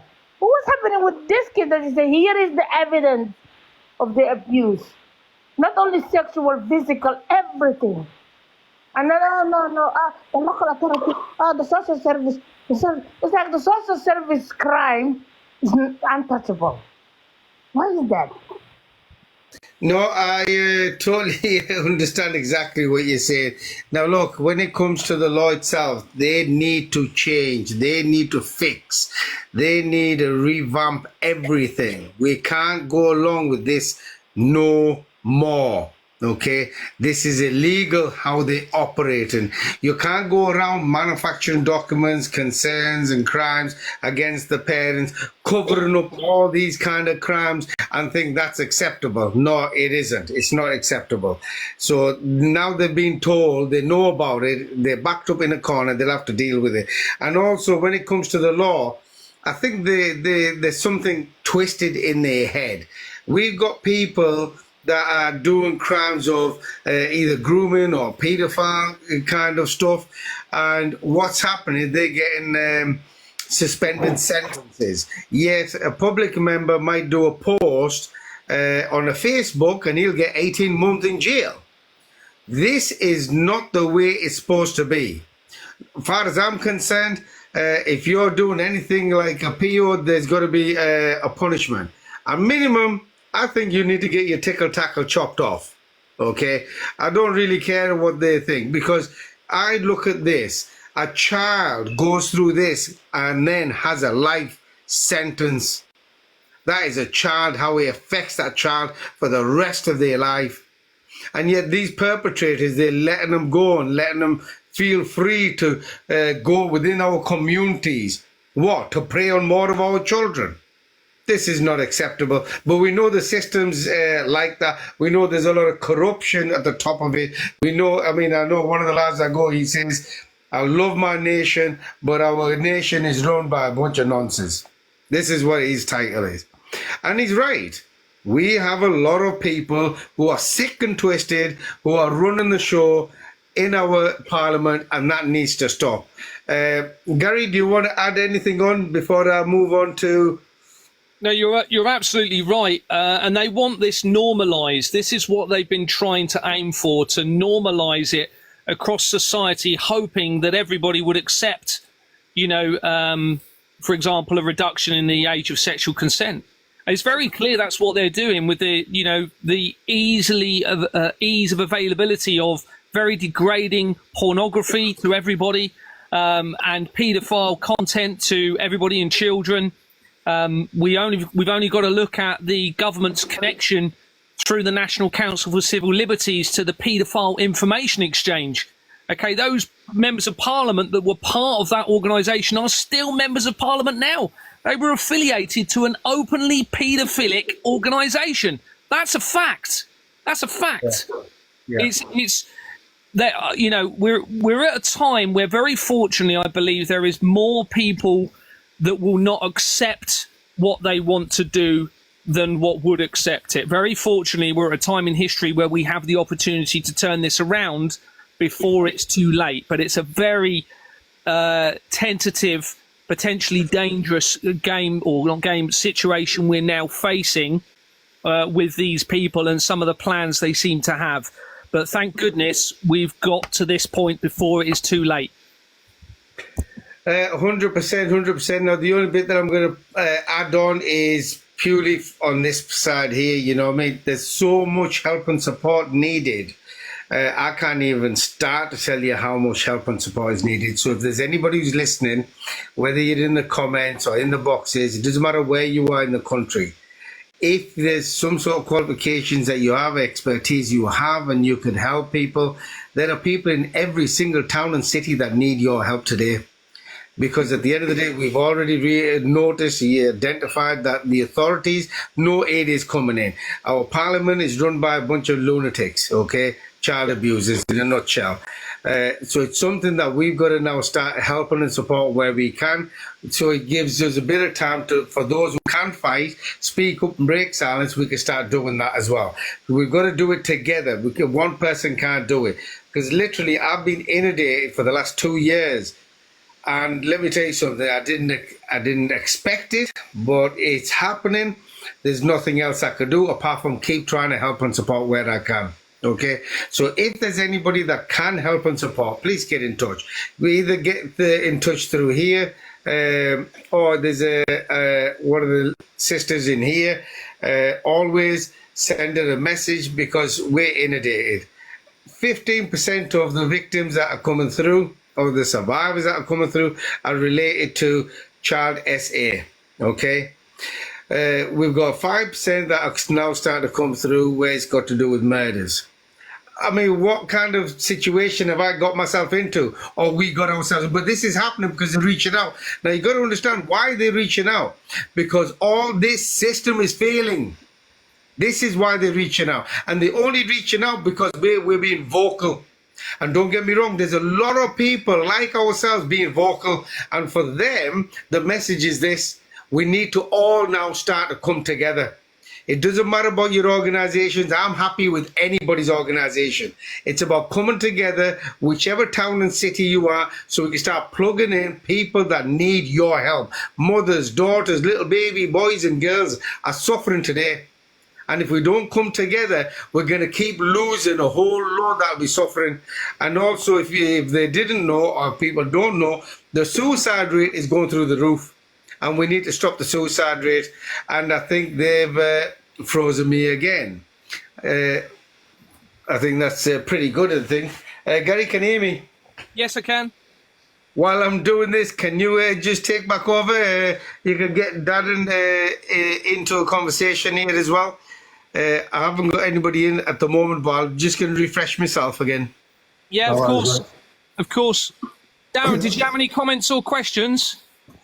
Evening, mate. Hello, mate. Well, what I would say, if there's any dads or mums out there that actually do want any help, just feel free to inbox me. I've been in the system 23 years. I know their cons. I know most of the stuff they'll try and pull on you as a father and else like that. So if there's anybody out there that wants any help, give me an inbox and I'll happily help you. Thank you, Darren. I think what you're saying, the way you're coming across is fantastic. You know, step out of our fear, be confident. If people are going into court, be confident and demand to see the documentation like you're saying. I want to see a legal, lawful reason written down why you are withholding contact from my child. I think it's brilliant the way you're representing confidence to stand up against these criminals, because everyone needs to understand. I don't forget, I was in the police as well, and I'm saying this. This is a criminal organisation, a criminal system run by criminals. That means we cannot comply to their system, their criminal organisation. It will not work. And they know it's over. Okay, there's a lot of things happening that I've said over the last few interviews Rangi and I have done. You've got large organisations dissolving. You've got the King resigning from companies. You've got Prince William resigning from companies. You've got intelligence agencies linked to the UK government and Russia dissolving over all of this. It's vast now, the evidence that is coming out. So just to reiterate, we can't comply to criminals and a criminal system. No, we can't. 100%. I just want to point out what you were saying about public waking up. Sorry, Escape, I'll just come back to you. What I want people to know is, because I know a lot of people are thinking that, you know, it's a system, it's they've got a lot of power, they've got a lot of money, how are we going to win? There's a massive awakening. People thinking that there's not awakening. There's not tens of thousands or 100,000s. There are millions of people awake in just the United Kingdom alone. Okay? What the problem is, they're looking for leaders, because they're the flock that's walking, but they need to be led. So this is the reason why I'm trying to urge anybody, it doesn't matter what town and city you are, you need to come forward, because the more that we have, the more we can lead the way. And there's a lot of ways that we will be going into eventually how we're going to try to tackle this situation, what we're going to be doing, because one of the things is about going on a strike, withholding limited with the funding, with the tax and everything else. We will go through this very shortly, because that is part of the topic that needs to be dealt with. But anywhere where you are, people need to come forward. The more people come forward, the better it's going to be. And that's simple. I just want to keep it simple, because I don't want to keep it confused, but people are awake. And they are literally backed up in a corner. They know they're losing their grip. They know the divide and conquer rulership is starting to diminish. It's starting to go. They're just clutching on straws.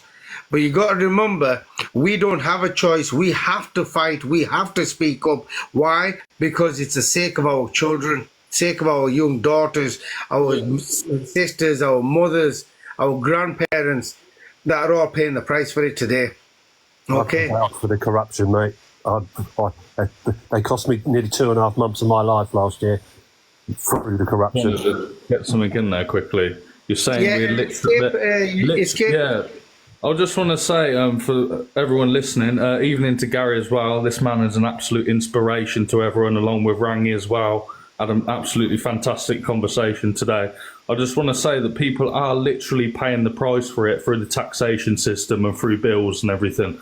So I think we all need to come together collectively and work towards a collective strategy and stop paying all taxes and bills, because you're funding your own enslavement at the end of the day, and obviously funding the suffering and torture of children as well. So I just want to say that me and Gary haven't got children, but I know Rangi is a father, and we just need some men with some bollocks, mate, to stand up. Yeah, if anybody wants a man with a pair of bollocks, here I am, mate. Fucking scared of it, mate. Trust me. Well, Darren, I mean, anybody, what I'm going to do is, because a lot of you don't know the setup that we already have, which is available for anybody and everybody. I've got other charity organizations that are already working with us, which I'm grateful for. So the more people wake up that want to do their part, the more we will be able to save. And literally, that's what I mean, save. We're in an issue that if we don't reach out to each other and help and support these issues and problems today, we're going to continuously still have victims fall into prey in the middle of the year, deliberately, every single day of the week. And when we're talking about child SA, for example, don't be thinking that we have one going on every day. In a year, we have tens of thousands of these issues that are going on in the United Kingdom. It's just you never hear about it because nobody wants to know about it. Why? Because I've just given an example. These here are covering up all that. Can I prove it? Yes, I can. And this is something that I had an open dialogue today. I can't do it on public media for the risks factor, and I actually opened it up because when you speak to somebody openly off the public media, it's quite easy, and then it makes a lot more sense. And I did do that today with obviously Escape the Matrix. Today we had a bit of a conversation just to open it up because I don't like holding anything back. Isn't that what happened today? No, it was absolutely fantastic, mate, and thank you for sharing that. And it just goes to show why you're doing what you're doing, brother. And I'm with you 100%, all the way. I'm willing to die for these fuckers. I mean, you and me both, brother. You and me both. Randy, please, I'm waiting for your DM, and I'm gonna go out. Thank you all for it was a pleasure listening to you all. And I just want to say, that.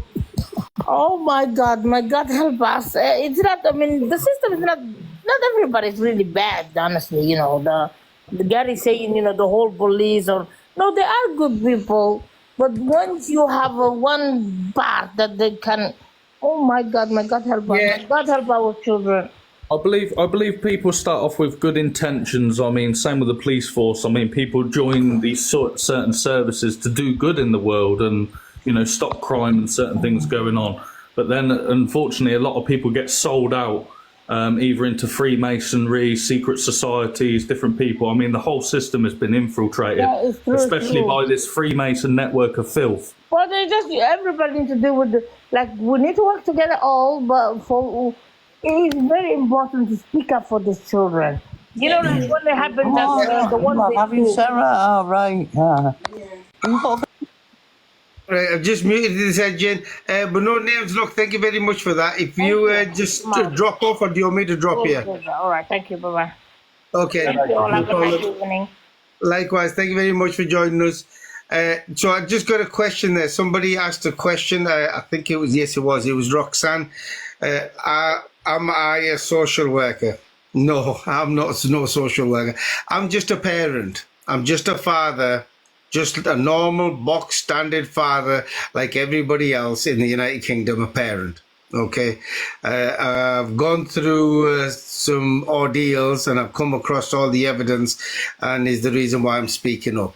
And that doesn't mean every social worker, just to point out what the lady said before she went. I don't believe every social worker is a bad one. because they're not. I could prove this, that they're not all bad. I could prove there's a lot of good social workers, a lot of good police officers, a lot of good school teachers, etc., etc. Okay, but we know the network now. We know how the network works. So with us knowing how the network works, we're going to have to deal with that, which I could go and answer them questions for anybody if they want to know about the network, how they work. Ranga from TikTok. I don't know what's happened there. You've actually okay, she's just come up. That was funny, but that's no problem. But for example, the network, I will put it in now. How it works is when you have a social worker, and for example, here's a live example. In Middlesbrough, they have a social worker who's manufacturing documents, manufacturing concerns and manufacturing crimes against vulnerable parents. Okay, and they were told that they need to go through a complaint procedure. The police didn't want to know, nobody wanted to know about these heinous crimes that they were doing. Okay, so when it goes into a complaint procedure and when they get caught, what happens? Anybody new? Can you just mute yourself, please? Hard Candy. So what happens is they actually get removed from Middlesbrough, for example, and they will move to another department. Okay, and then you've got a new social worker and you've got to go through the whole rigmarole all over again and again. Every time that happens, they just move the social worker to another department. And what do you think they do in the other departments? They do the very same thing. They continue being liars, criminals and storytellers and keep moving forward with that. Okay, this is a network how they work, and this doesn't just start at the bottom, by the way. Eventually it becomes the managers, the team managers, the directors, and by the time they're team managers, they also start opening their own foster care limited company homes. Starts becoming a business because there's a lot of money to be made. And if you want to know about the money, you could actually go onto my TikTok. I'll give you live evidence of adoption targets and adoption bonuses, and up to 4 children. They can literally pocket up to over £80,000 for 4 children. 5 children is what's known as negotiable. Okay, this and different cities have different prices. Okay, so minimum, some places have up to £30,000, some of them have up to £40,000. So this is a trade, it's business, and what they're trading, it's our babies, and that kind of stuff we're not going to tolerate no more, and we're going to have to deal with that. Just so you understand that side of it. If there's anybody that wants to get in to get in the boxes, please request something quickly. Yeah, go on. Basically, we're living in a system of commerce. So you buy and sell everything, but these people are literally buying and selling children. Human beings. So I just wanted people to just let that sink in for just a second. Yeah, no, well, I hope people sink in, but we will be, what I am going to start doing is, I have discussed it with Gary and all the other people who are coming together now. We're going to start topic by topic, and I'll probably even start from tomorrow, where I'm going to start giving you evidence. I've already actually started this in 2020. So I'll give you an example of what happened when I started start presenting the information, only 5% of it at the time. My issue was I had hundreds and hundreds, if not thousands of parents coming forward that needed help and support. And I remember the dark place that I lived in, which was could have led to even me committing suicide at the time. And I needed to stay strong, so I knew where the people were going into. I needed to support where I can. I'm not a solicitor, so don't even think about that neither. So I was guiding them to what I knew and how they need to safeguard themselves and protect them. It was only when I did that 3rd video, I realized I'm not going to be able to get out of this and not be able to share everybody the information and evidence that I have, simply because there was that much victims come forward. Now, this is the reason why I'm always appealing for help and support, because the more help and support comes in to help the members of the public throughout the United Kingdom, Wales, Ireland, Scotland, and even right now at the moment, we're also looking at Australia, Canada, New Zealand, Denmark, Sweden, Germany, France, and USA. I can't go into them and start doing all and releasing the information because there's too many victims, too many survivors. I know somebody mentioned to me once that they're not victims, they're survivors. Well, one thing I want you to understand is, no, they're not survivors, they're surviving.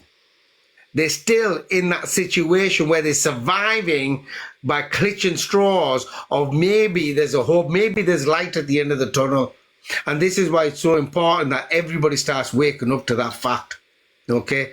And I'm not knocking, I appreciate that we want to have survivors, but survivors are the ones that have come through it, not the ones that are still going through while their children are stolen, how they're traumatized, how they're neglected again and again. And do you know what?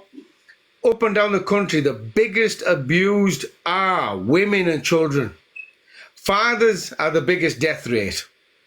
Okay? Well, there's well over 5,000 average fathers that commit suicide a year. And we need to stop that. And this doesn't mean women don't. There's, I dare say, hundreds, if not thousands of mothers as well. This needs to stop. We need to start coming together to stop them from doing that. But the only way they're going to stop it is if they're going to get some help and support from the members of the public. I wish these corporate companies could help, but they're not willing to help. They're not willing to support. They'd rather abuse you and then tell you to go and get counselling because it keeps the system churning, you see. So then you go into counselling. So instead of them stopping the abuse, they'll allow the abuse to take place because it keeps making you go to counselling. They keep giving you medication and it keeps their system running. Okay? They don't want to prevent.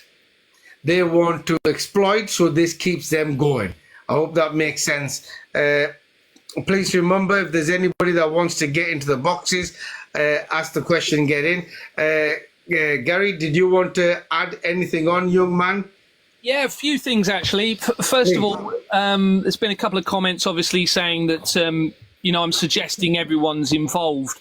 I'm not at all, okay? But we need to understand, because of the system is centralised, every organisation is involved, every government organisation, okay? So, for example, in the police, you may have a police constable who's completely innocent, goes to a job that they've been called to, it becomes quite unusual, they then request the advice or assistance of a sergeant, okay? It may then go to an inspector. You've only got to get to a point where somebody within that organisation is compromised, okay, and they know where this particular incident may be leading to exposure of the system, that it can be shut down. So, of course, not every police officer is involved in this, not every social worker. There will be very good people in those jobs with the right intentions, trying to do their best like I was, but because of the ranking system and the centralisation of government organisations, that's where we've got the problem, because they will not want to expose that. A comment that's gone on there on a separate matter is people talking about, getting into large crowds maybe and going into London and protesting.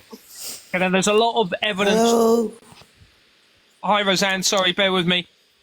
There's a lot of evidence in relation to what I've uncovered to suggest there's risks to individuals through certain directed energy weapon systems. Okay, now I don't want to get too technical with everyone, but this technology is very real. Okay, so they have the ability to target individuals and crowds with radiation. They've been testing this technology for over 100 years, or nearly 100 years, and it's very real, and they appear to have the ability to influence people's actions against what they would normally do. Okay, you can go and look at it. If you type in MK Ultra on Wikipedia, for example, you can read all about it. Okay, my evidence links heavily to that. It's linked heavily to this fraud in a huge, huge way. So that was the second point. But there are ways that we can deal with this without getting into large groups and protesting, okay, which obviously risks violence. Okay, so the methods that I'm suggesting, such as withholding finances on a conditional basis or an international government strike, to use that as leverage to compel a change in the system, does not require exposing anybody to any further risk from these weapons that these people have. So I hope that sort of makes sense. There was a third point that I was going to make, and I've completely forgotten. Sorry, when it comes back to you, then just jump in and tell us. I've got Roxanne. Can you just unmute yourself, please?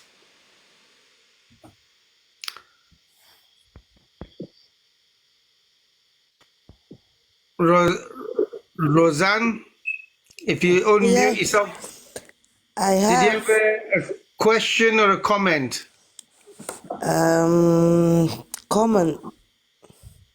Okay, by the way. I don't understand some polices. Say again? I don't understand the police. You don't understand the police?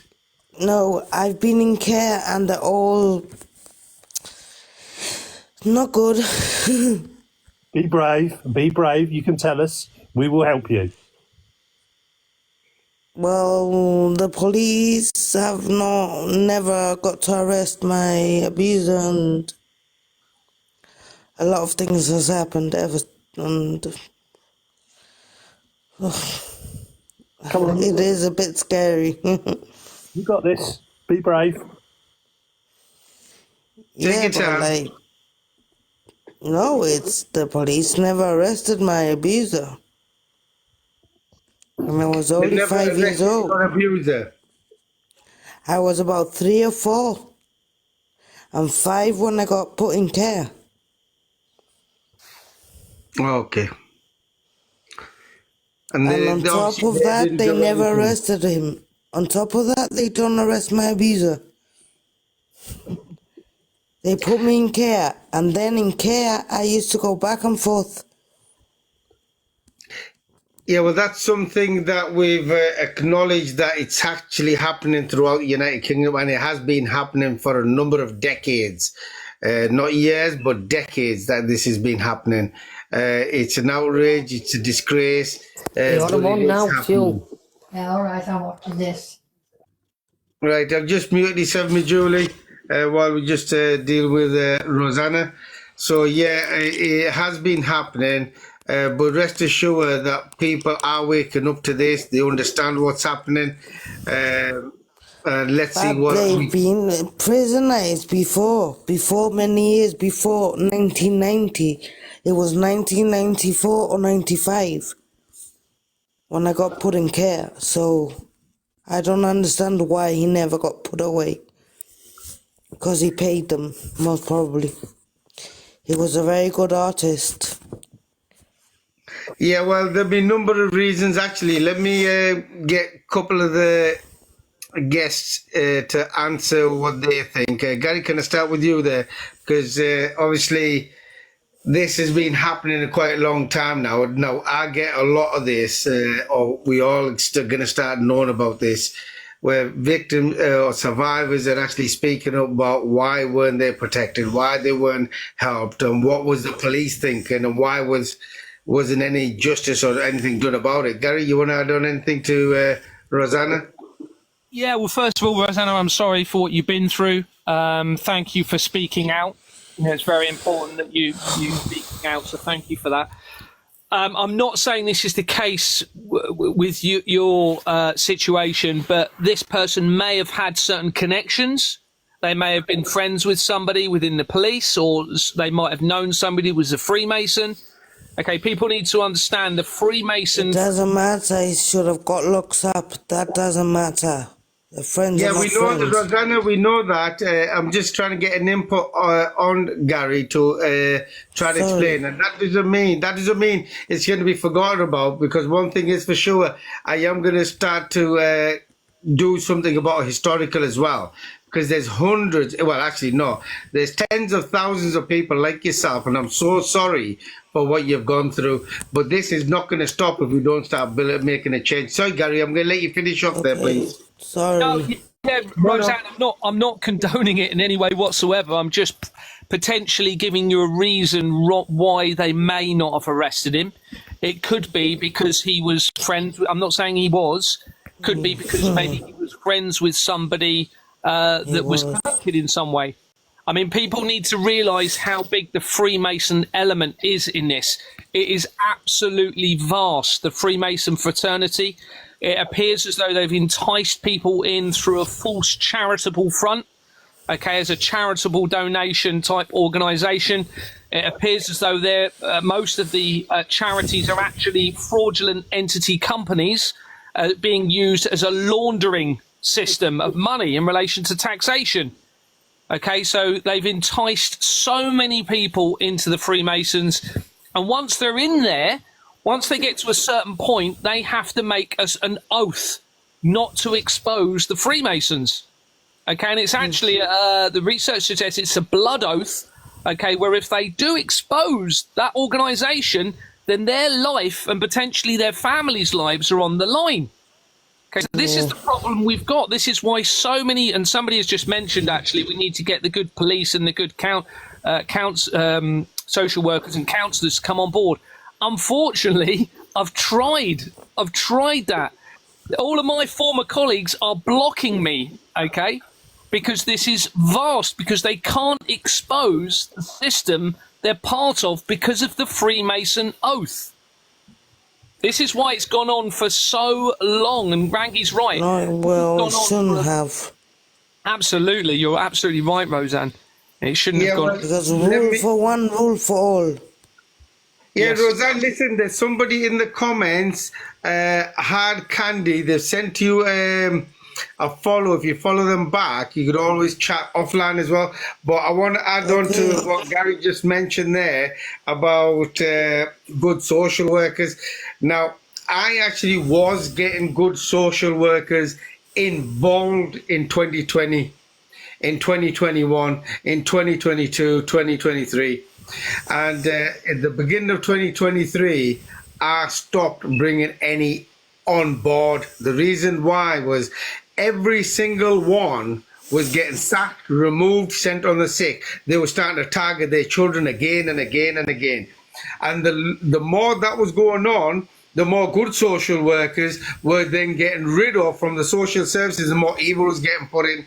So what I decided to today, at least, actually, I can tell you all this because at least I'm protecting them now. So there's a lot of good social workers throughout the country now that I'm working with. So they don't tell the authorities, but I get the right advice, the guidance, the support, what I need on particular people and their cases, just to help the members of the public. And when the time comes, they will come forward because they're also whistleblowers, you see. So when the time comes, they will come forward. They will stand up. You understand? So at the moment, it's a bit of a catch-22 for them, but it's safeguarding them because you got to understand, they're only targeted as well. I hope There that were answers many it. social workers who were police and had police family members. So I don't believe that. What social workers? There's good social workers. You mean you don't believe it? No, there were police. There were social workers who were police, and No. Nobody's disputing that there's a lot of corruption in there. Okay, all we're saying there is a lot of good social workers out there. I could identify this, and I've got evidence on this. And there's some good police, and there's good school teachers, and so on in all professionals. but it's sad because I wouldn't trust them again. I just wanted to add something quickly. It's going back to what I was saying earlier.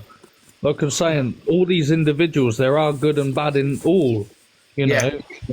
At the end of the day, it's just unfortunately, we're all human. over time, these people either sell their souls, they get sold out, you know, there's all the rest of it, and then they turn. But yeah, there are good and bad in everyone, and there are some good people that are, you know, joining for the right reasons and to do good. But unfortunately, over time, a lot of people do get corrupted. Yeah. 100%. Right, me Julie's just gone off. So I hope that answers the question for you, Roseanne. I think so.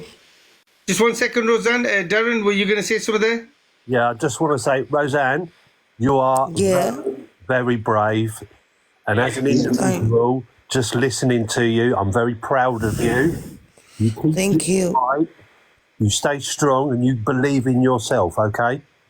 Yeah, thank you. Absolutely. Roseanne, thank you for I know joining there's us. nice people. I know there's lovely people, and I thank you all. Oh, well, Thanks, darling. just remember All one the thing best, my now. love. Absolutely. Just remember one thing. You're not alone.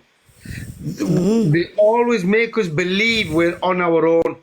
So this is a message that we need to be sending to everybody, that you're not alone. This is why I'm reaching out in every town and city to people come forward, so people are not isolated, because that's where the damage happens. That's when the trauma happens, because they've got nobody to talk to, nobody to speak to, no advice given to them, and it's just traumatizing at that point. So you just remember you're not alone, okay, sister? Okay. Can I just say Bye. something quickly? Yeah. Yeah, go on, Gary. Just another point, really. The obvious thing to consider is that there was not enough evidence, or they felt there wasn't sufficient evidence to arrest them. But that's a really quite a weak argument now, because the police only have to have reasonable grounds to suspect to actually initiate an investigation, including arresting someone if necessary.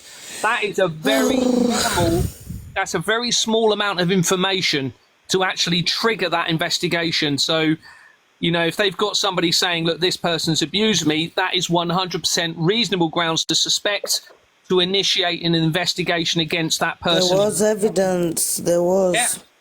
Yeah. So, you know, it sounds as though they probably didn't do their job properly. Which is normal standard. Yeah. Don't worry. Roseanne, thank you very much for joining us. I'm just going to drop it. Just let other people, if you want to come back and ask a question, feel free to come back on. No, or just, I'm going. See you. No problem. Well done. Thank you very much. Well done. Take care, Roseanne. Can I get, Dan, did you have a question before I drop you in the comments, by the way? You can still stay in there. Let's go questions. I want to keep rotating. Dan? He's probably fell asleep. Can I go to Survivor next, please? No, you can go for it. Go and take me off. Oh, okay, man. You're not going anywhere. Just stay in the comment. Feel free. But if you have another question, just feel free to just request. I'll bring you back on. Survivor, can I get you next, please? Can you mute yourself? Hi, Ranji. Hi, Survivor. How are you? Love you, okay? Yeah, I'm good. You know, I always like coming up on your lives because of my experience with them. But, look, just take that off. But Survivor, why don't you tell us a little bit about yourself? Because I know a lot about yourself, and you're an extremely brave person for what you've gone through. Just so people, because there's a lot of people suffering out there, and they seem like they don't have the advice, the guidance. They think they're isolated. I just want to give you the platform. Just I'm going to leave it to you now. Just tell us a little bit about yourself, or why, or what you're doing, and why you want to help and support as well. Sure.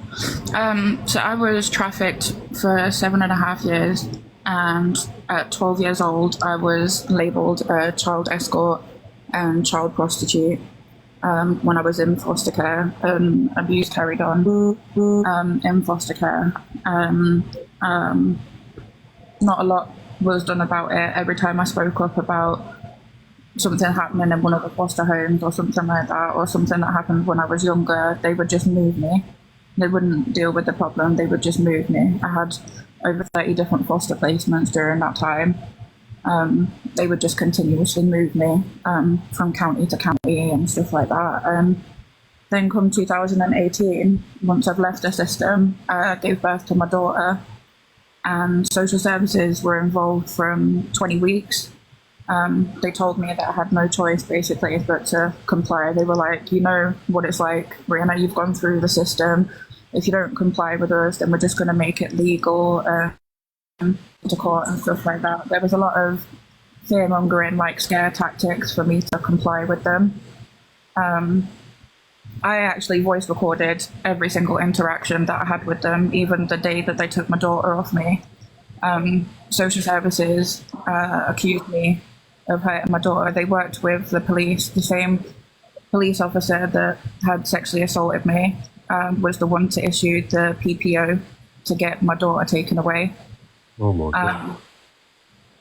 And at the hospital when she was 12 days old, they came and separated me from her, accused me of hurting her, said that she had facial injuries, that I'd picked off her umbilical cord clamp.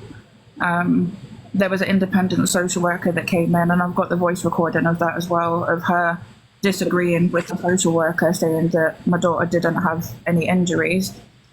It went to court the very next day. The judge saw that she didn't have any injuries. And the judge asked what was social services' next move, because they couldn't keep her in foster care because there was no injuries. And social services turned around and said risk of potential future harm, or also known as the crystal ball method.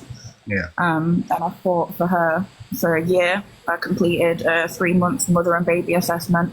Absolutely no questions of my parenting. I had to do that twice because once wasn't good enough for them. I did that twice. It still wasn't good enough. I completed the Freedom Program. I did absolutely everything that they were asking me to do.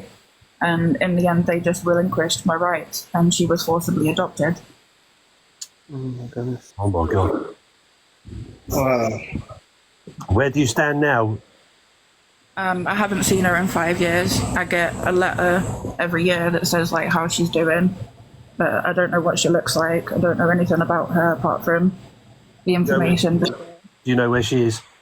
No, not a clue. Right. Do a freedom of information request through Universal Credit. I just wouldn't want it to affect my daughter, you know. I think social services are concerned. So I think if I did something like that, that might potentially upheave her. And I've always been very child-centric. Like, as much as it breaks me, she has a mum and dad. She has a family. They're not bad people. I know they're not bad people. I've spoken to them a handful of times. And I might not know who they are, where they are, like what they do or whatever, but I feel comfortable that they're good parents, and I wouldn't want to potentially risk her being moved from that and breaking what family she has made over the last 5 years. Right, that's understandable, but what you've got to understand as well, that's your child. How old is she? She'll be 6 in 2 weeks. She'll be 6 in 2 weeks' time. Right. You can be what I call a silent parent.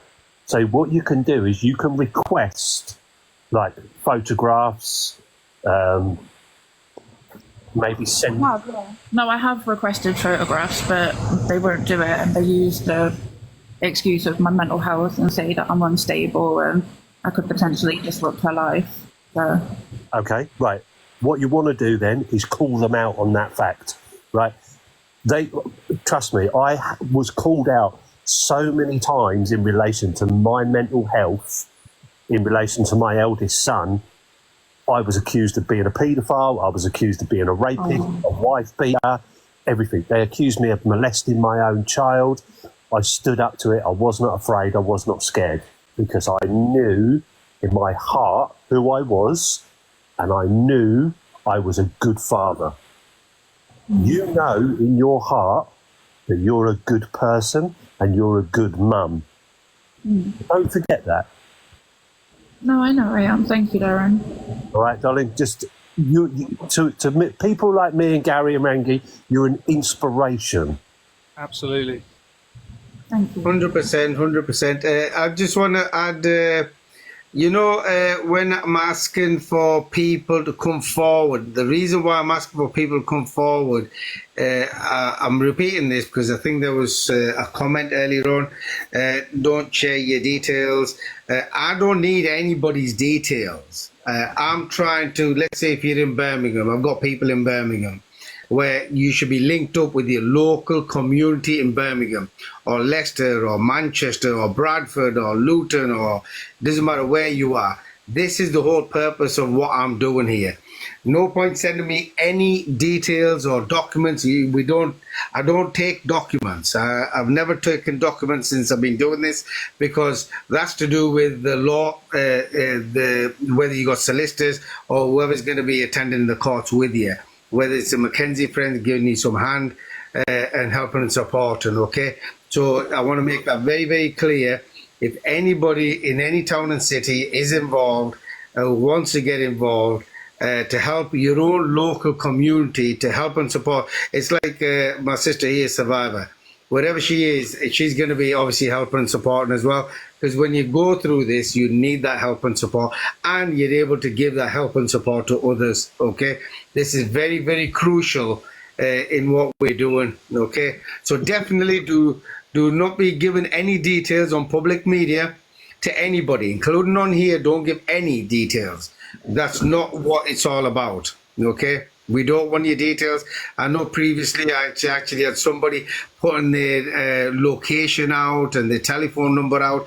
Wrong thing to do, because you are going to get wolves in sheep's clothing who probably watching this might see your number and they might start playing games. Okay, we don't want that. This is why I made it very, very simple. Anybody who's rude, disrespectful in any form of way, you'll get muted and blocked. We're not interested. Okay, it's not a show. Can I just add to what Rangi's just said there, guys? You've got to remember, a lot of these people that will see you put that information out, the courts will use that information that you've put out against you, as in to say you are leaving your address, you're making your address vulnerable, leaving your children are vulnerable. So please do not share anything out, because if you are going through it and you are literally willing to give information to people, these people can't wait to run back to local authorities and say, look what this person's doing, look what that person's doing. So please do not share anything that is a personal information to you. By all means, tell your stories, but leave certain information out of them. We do not need these people getting more ammunition against yourselves to try and take it that further down the line, where you have a hope of maybe being reunited with your family member or your child, and then they use this against you because you put this information on the internet. This is something we have to look at very, very clearly, and we need to make that very clear as well. Baz, well said, 100%. This is why it's so important. This is what I was saying to the other lady earlier on as well. That's the last thing you want to do, because right now we're not just dealing with the authorities, we're also dealing with perpetrators in the public members, where victims or survivors of child SA are being targeted by these people. These prey on the vulnerable. We know this, so it's obviously, especially with it being on this platform, I don't want anybody to be given any form of information on here. And God forbid, if you do decide to come through here, you'll only be passed through somebody who's in your local. So, for example, like I just said to you, if you're local in Birmingham, we've got people actually in other organisations who are helping and supporting where they can. And this is the whole purpose of other people getting involved, because we're trying to reach out to everybody. And a lot of people don't want that. They're part of the system, they're part of the corruption, or they've got their own little fan base going on, and we want to stay away from that. And I definitely don't want anybody else to get involved. And you see my cards. I've not been looking. Let's have a look. Baz, did you have any comment or questions in general? Because I did have you waiting there as well. It's just to back up what Gary was saying, basically, about these protests that people are doing and the DEWs, the direct energy weapons. Right now, we've got something called 5G. And if people haven't noticed how everybody on this app seems to be getting angry with one another, all these groups they've put together, they're all infighting amongst each other because they're turning the frequency up. This is what I do for my living. I'm a network engineer. I've got an NDA that runs out on the 3rd of February, which is to do with the 5G masts and how they transmit and receive and what they do to the brain with the brain waves. And it's called the rage gene, guys. It unlocks the rage gene. So when Gary's talking about this and how they've been experimenting for years and years and years, they want civil unrest. They want it so they can implement stronger rules and restrictions on movement. The 15-minute cities that you hear about, the universal basic income with the central digital banking currencies, things like that. This is what they're after. And the more we can just keep calm, go on nicely, and find ways and means of doing it in a way where they know what's coming, but they can't stop it. not a case of going en masse and going into public spaces and allowing them. They do it with the police vans, the Trojan horses. They will say that the CCTV cameras, but they're not. They're emitting signals and frequencies to make people angry, to make people go against each other. So just be careful where you do things and where you say things. That's all I'm going to say. 100% agree with that. 100%. And Gary, you are proof that not all police officers are corrupted or even can be corrupted. Baz, add me, please, mate. Give me a shout. Inbox me. I'll just add you now, mate. Have a nice one, bud. Perfect. Now, you see, this is what I like. Everybody trying to help and support each other. You know what I mean? This is not about one person. This is about everybody. This is exactly what Gary and myself have been saying for the last few weeks. Actually, for the last few years, you know what I mean? Everybody needs to come together and do what they can and have their little input to help and support. I know somebody mentioned something about they need some advice and guidance. So let me just make it clear in general, if you need some advice and guidance of social services, I could advise and guide you on that. I won't need to see your documentations or anything like that because that's not what I'm here for. If you're looking for a solicitor, there is solicitors who I have got on board who maybe, well, are not working with the authorities, which I've done some investigation on them, are trying to do the best they can. Don't get me wrong, they can do everything right and the judge still overthrows them sometimes. So this is the kind of access that I can give with the help and support that we can give, okay? Or that's me personally. And this is why if it doesn't matter if you're in another town and city, then we could reach out to somebody in that town and city that might have more links in that town and city that might be able to help you more. It's all about reaching out, trying to get the right people to help and support you, whether it's myself or Gary or People's Public Trust I work with, or Save the Women charity organisation I work with. There's charity organisations in Wales that we're working with as well. There's in Scotland as well. So it depends on where you are. We could get you linked up with maybe probably the right people, and then you could thrash out the information that you need for your case, for your particular level or where you're at. Because it's easy to give information. See, what I used to do before is, if you're involved with social services within the, like, say, 3 to 6 months, then I could tell you about how to protect yourself, safeguard yourself at every point, document, record everything, get your device, no matter which appointment you have, press the button, record. It's all legal and above board. You can do that, okay? That gives you that level of protection where if they then commit perjury, then you have the evidence, okay? Ignore the idea where they say, oh, well, you can't use it in court, you need their permission. No, that's a load of nonsense, okay? That's just trying to get you to stay silent. If it goes on to 6 months or a year, there's a lot more work within it. For example, I'm still going to advise you the first part, but then I'll probably advise you something in the lines of do your SAR request of all the allegations they made, if they use the police, if they use the doctors, if they use the schools, contact centres, do your SAR request. Because once that comes through, what you'll find is it's not in them SAR requests, it's not in them documentations, so you'll be able to protect yourself and get more evidence against the corruption. If it goes to 4, 5, 6 years, a decade later, which there are cases like that, then it just means doing more and more SAR requests to everybody who's involved. And then by the time that comes in, you could put that together with the information to build your case up. Okay, so this is independently anybody could do for yourself, which we could guide you to do that.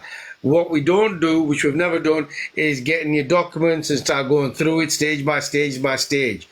Because that's somebody, whoever's going to be dealing with your case, whether you'll have somebody in your local area who'll pick you up and help and support you. You might be able to get an advocate or a Mackenzie friend, or you might even get a solicitor who's actually open to this, who'll deal with the case and they'll advise you. But you've already done the work. You've already got the SAR request where they might not do that. So you're bringing everything together so that you're giving them the information to beat them with the stick with, to prove that they're liars, criminals, storytellers. I hope that helps for advice and guidance. and on public media in general, we can still give you that advice and guide. That's why I've just opened you up there. But just in case, we could do it privately if you want as well. Okay, and anybody who's involved in helping and supporting, they'll do the very same thing. If I go to actually, Gary, Drop down to free up a space on the panel for you, brother. thank you very much, Baz. Good stuff for that. Speak to you soon. Stay in there. I'm just going to drop him down, and I know I've got a few more, but I'm going to leave that with one of the girls. Gary, can you actually, let's get Life is Beautiful first. Life is Beautiful. Unmute yourself. Okay. She just dropped off. It's not a problem. Gary, if you want to maybe chat with what we've been talking about, and specifically, especially what our sister here was going on, because that was the end of it before we changed a little bit. But I want to go back to that, the kind of horrible events that are taking place, how to help and support the members of the public. Gary? Yeah, I just want to reiterate what Darren said actually about Survivor. What an inspiration you are. You know, this is incredibly important, having people like yourself coming and exposing this. Please be proud of what you're doing. We're all recognising how important you are and people like yourself. And I'm very sorry. Obviously, you've been through a horrendous experience. Baz, hopefully Baz is still listening. I'd be very interested to speak to Baz as well about his background in relation to directed energy. It is a very real threat to mankind. Okay, there's overwhelming evidence in relation to this. It does link very closely. Everywhere I'm looking, it's linking very close to the child trafficking. Okay. One example: Madeleine McCann's father was actually a doctor that was investigating the effects on the eyes of radiation from masts, from this technology that we're now seeing. That's just one example. Nicola Bulley, at the time of her death, which links to the fraud that I'm exposing, Nicola Bulley's husband's company, BAE Systems, around the time of her death, was developing a directed energy weapon, which is now actually being tested by and used by the Ministry of Defence. And the organisations involved in the 5G implementation and the street lighting where it has been integrated into also linked to that directed energy weapons company. Okay, so it's a very real thing, and this is an international government threat to mankind across the world, to humanity. So I'll be very, very interested in speaking to Baz. But yeah, just going back to Survivor, you know, the important thing is that, you know, you've got people that will listen to you, and hopefully more will share experiences similar to yours. And I'm getting a lot of contact, and I know Rangi is. So a massive thank you to you. You're incredible. Oh, thank you so much, Gary. I appreciate that. If I could just quickly get me Julian, because she did come on and then she got dropped off. I don't know how or why. Me Julie, if you could just unmute yourself, please. Hi, Ranga. Sorry, it's just me a minute. I'm just wondering if you can give me some help. But what it is obviously I'm hearing conflicting things, but I'm this close to messaging you. And obviously I just need, I need you to clear this up first before I go ahead and message you, because I've got a lot of information to send over to you. Well, number one, don't send any information, because what I can do is advise and guide you. But I'm not sure what you mean conflict-wise. There are people out. Ranji, I think she's seen those videos that I told you about, where people right. are. Yeah, I've just obviously seen. I've obviously seen a couple of videos and stuff. Well, I've seen quite a few videos. Yeah, well, I'll answer that for you. I mean, I think most of the team members in general, or anybody in the public, know what's been happening. You know, like we know about social workers. They just manufacture documents, manufacture crimes. What people have been doing, because I'm very vocal with what I'm doing, they've been copying other people's articles, other people's pictures, and putting my name and my picture next to it and saying that's me. Okay, it's all not true. But that's just the way they are. So, you know, that's something that's actually in the hands of the law at the moment. So we deal with that. That's fine, but I'm only jumping on for a second anyway. But I don't understand why this person is putting a lot of... Because he's speaking up on the truth. People want to shut a lot of videos, you know what I mean? A lot of videos up and stuff. Why is this person doing that? I don't understand... Like, if you've got a bit of a beef going on. They're basically turning victims into perpetrators. That's what they're doing. They're turning the cards on people, making them out to be the criminals when they're just calling people what they are. You know that Randy's powerful. Randy's got a big voice. They're scared because we're exposing all this fraud and this evidence. They're scared. Right. Guys, I appreciate everything that you're saying, but I'd rather hear it from Ranga. Do you know what I mean? Because he's the one that I'm going to be potentially dealing with. No. Look, I'm straightforward. I've just told you what is actually happening. This is normal standard. Anybody who speaks up, this is what they'll do. This is just normal standard. Now, if you look at any of the pictures, it doesn't even look like me. You see? Can I jump in here? Say again, Dan? Can I jump in here a sec? Right, listen. Yeah. Right. I've actually interacted with this woman for a few days. Right, she is absolutely full of shit. Who is shit? Yeah, I agree. Right. Yeah. Obviously, I've seen stuff on the FYP, and then I thought, well, and then I've seen your video. Nah, whoever did that, I'm glad because.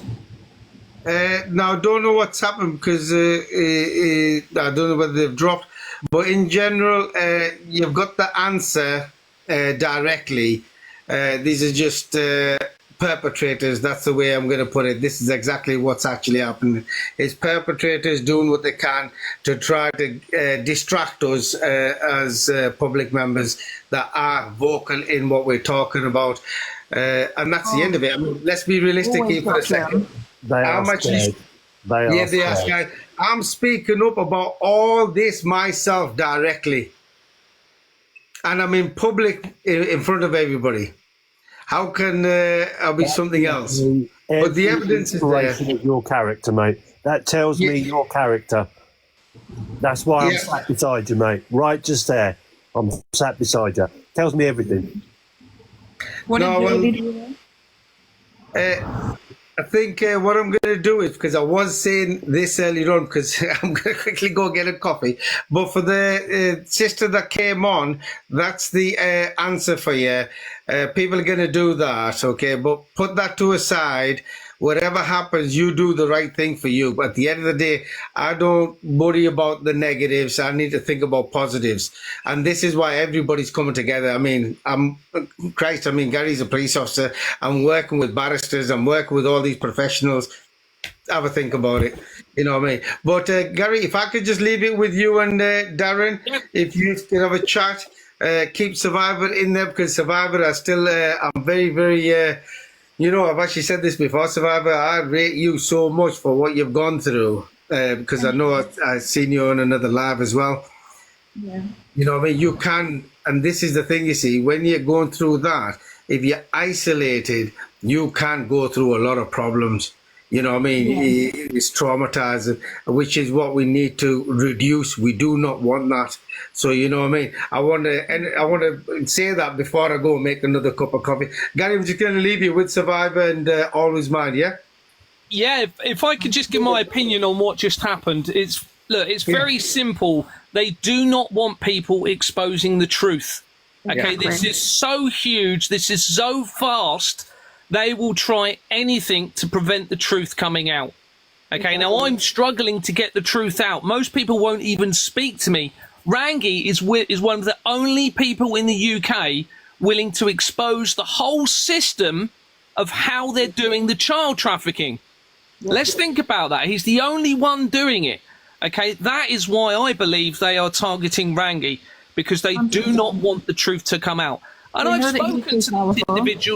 spoken to these individuals targeting Rangi and said, look, will you allow me to come and show you my evidence and discuss it, the system for all these problems you're talking about? And they won't do it.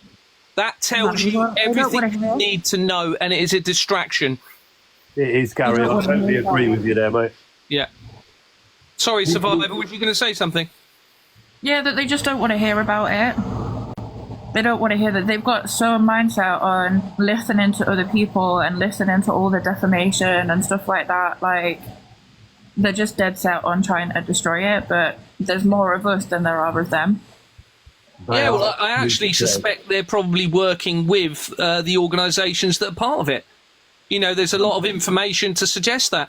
So after I did my second live with, I think it was my second live with Rangi, he had 2 devices blow up on him, okay, where the battery exploded. My TikTok was taken down, removed completely, even though I had nothing on it after I did the second live. And then I had somebody contacting me who claimed to be a former police officer trying to convince me not to work with Rangi, and they were a former police officer, because you could tell they knew all of the terminology, all of the acronyms that I knew in the police. Okay, so I believe they're working with the police to shut Rangi down because they don't want this coming out, and they do not want faith groups uniting over this. They definitely don't, mate. They definitely don't. I've been targeted myself. Listen, I am not scared of the system. They don't intimidate me. They put me in prison last year for 2.5 months and thought that'd make me shut up. They gave me 18 months probation. I went 3 times with my Black's Law Dictionary, stated exactly what they'd done to me. I haven't been to probation for 5 months. I haven't had a letter. I haven't had a summons. I stood up for myself. I am not fucking scared of these arseholes. Neither should be the people out there.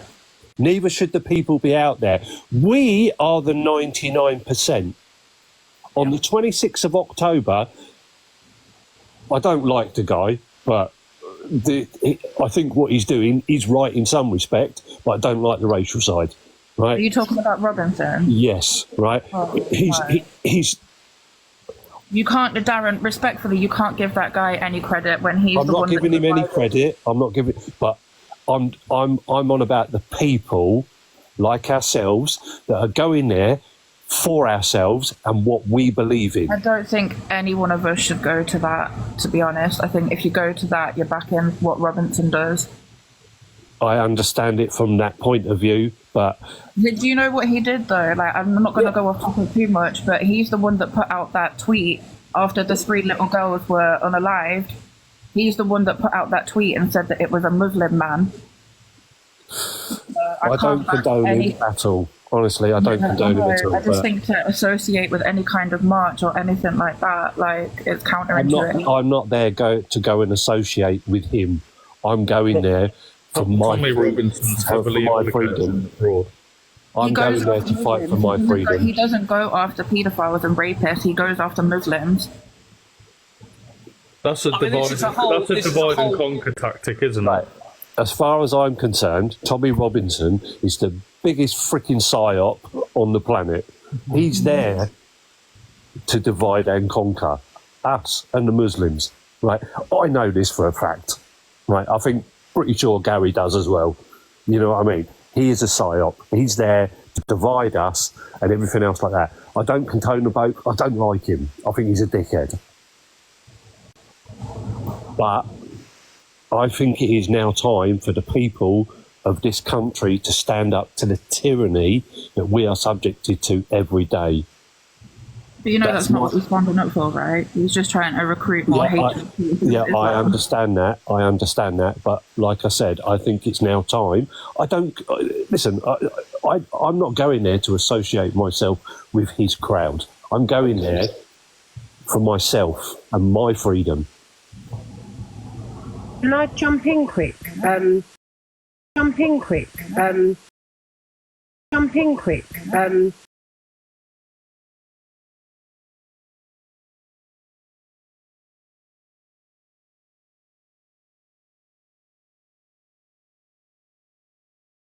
talking about the people that are clearly, Gary has evidence, other people have evidence, I have evidence. He's not going after the social services, who are the biggest ones that are nicking the children. He's not going after the governments that are doing it. He's not going after the people that are clearly doing it on a massive scale. The only thing that he highlights is Muslims, race, stuff like that. Now, we are all adults.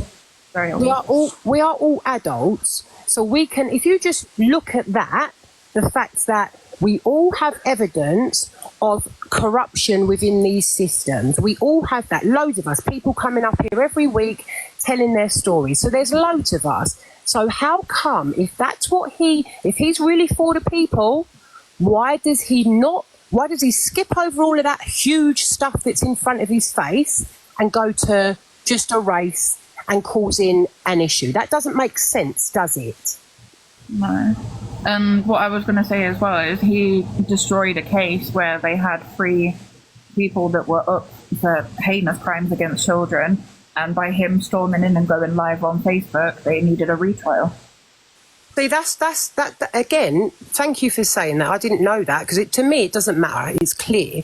But for people that do need, I'm glad that you said that. If people need, what makes you come up with that? To me, it's obvious, but to some it isn't. So Survivors just even said that's a perfect example. How does that make sense to disrupt a case where people are victims and they're trying to get justice? To disrupt a case where it has to be mistrialed and those people have got to be victimised again and again. Exactly. He shows himself. Anyone don't want to see it, that's your problem, but it's clear to the majority, I think. Can I make a comment on this just quickly?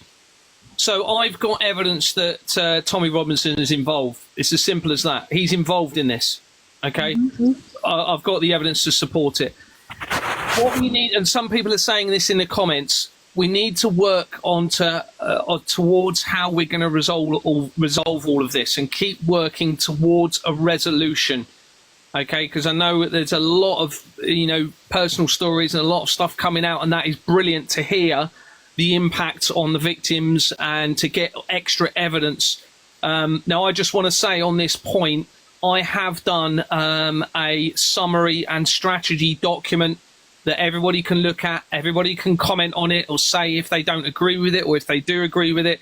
We need a collective strategy to move forward. We have overwhelming evidence of a criminal system. We are being governed by criminals who are victimizing the majority. They are dividing faith groups. It's very clear to see. We are all being targeted and exploited and victimized, and especially our children. We need a collective strategy to move forward. So I just wanted to make that point.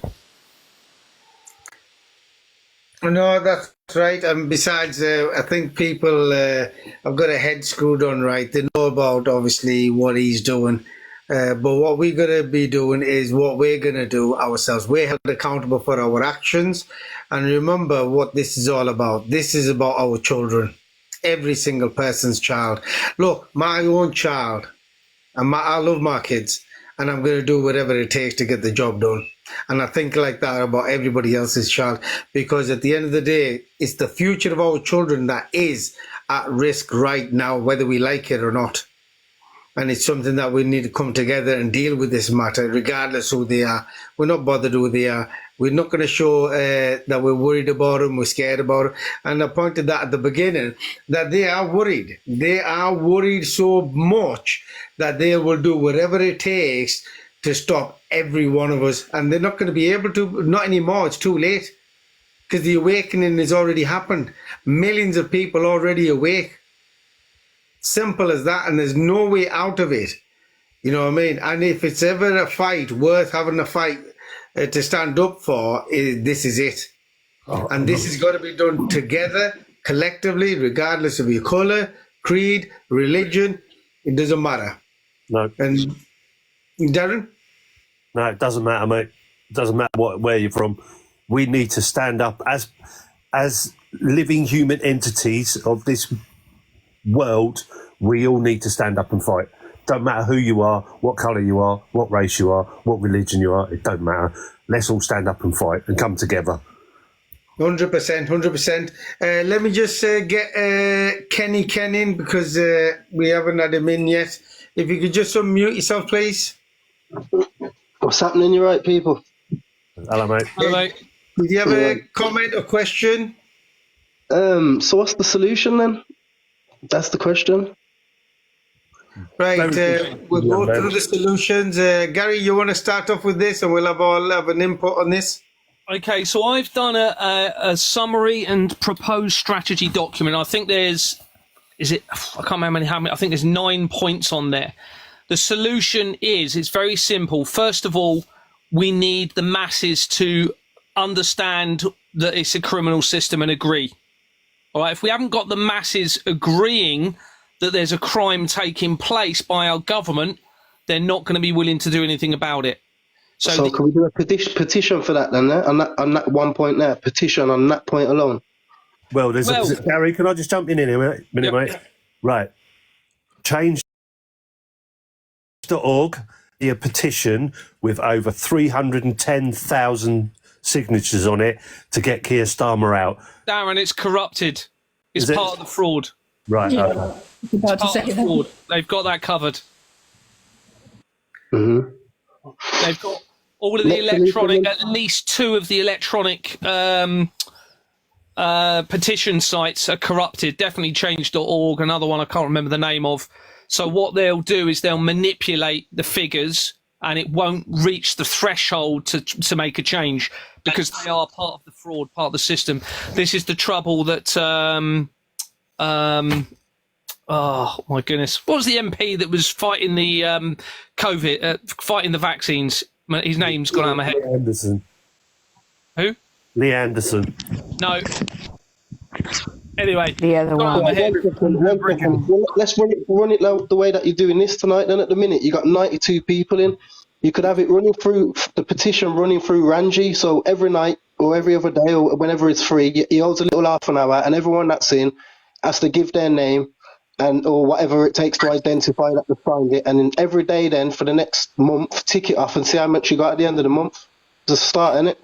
That's a better idea. The only thing is you'd have to give personal details on the live. Yeah, Kenny, you're 100% right. So what I am arranging as we speak is when we come up with these petitions, we're going to put it together. We're going to put it on the site.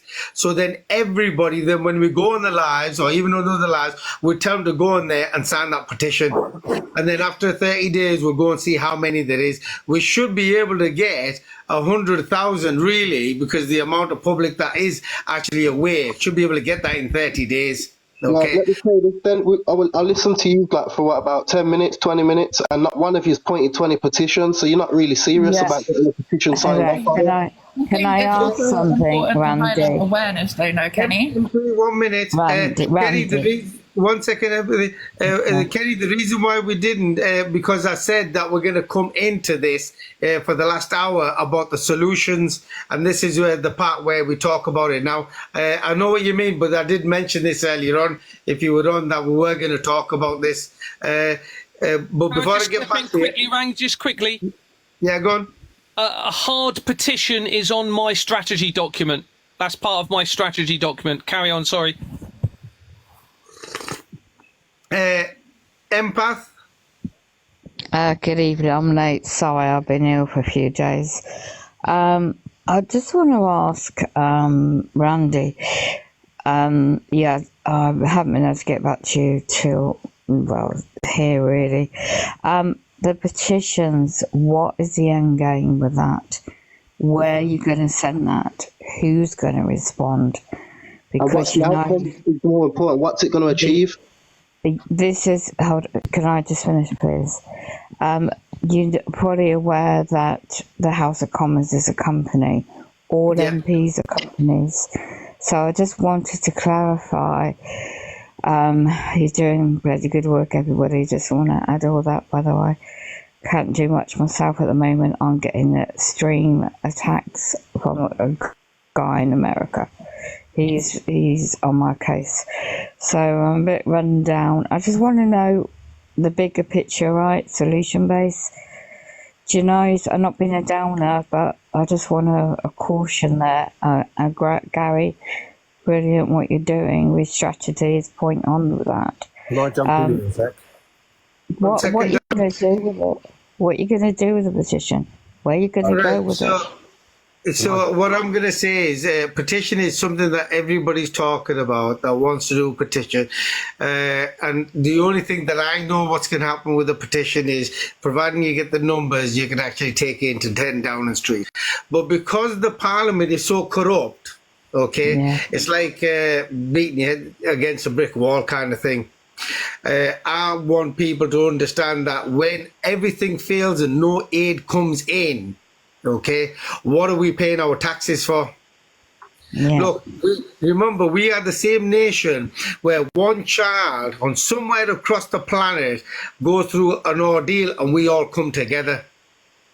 And if we just do that same mentality right here in our own country, we can make that change. And all we need to do is just stop our taxes. That's the start. That's a minimum start. And why? Let's be realistic for a second. Everybody who's paying your tax, look what I've just said to you. Physical, emotional, psychological abuse, all this is taking place. Social services are allowing it. Paedophile rings are running freely to go do whatever they want. They're covering it up. Why are you all paying taxes? I'm giving you the evidence to stop paying your taxes. Can I suggest can I say something, Andy? Right, years ago when I was a journalist, right? You know, I remember, I'm not that old, but I feel it. The poll tax, right?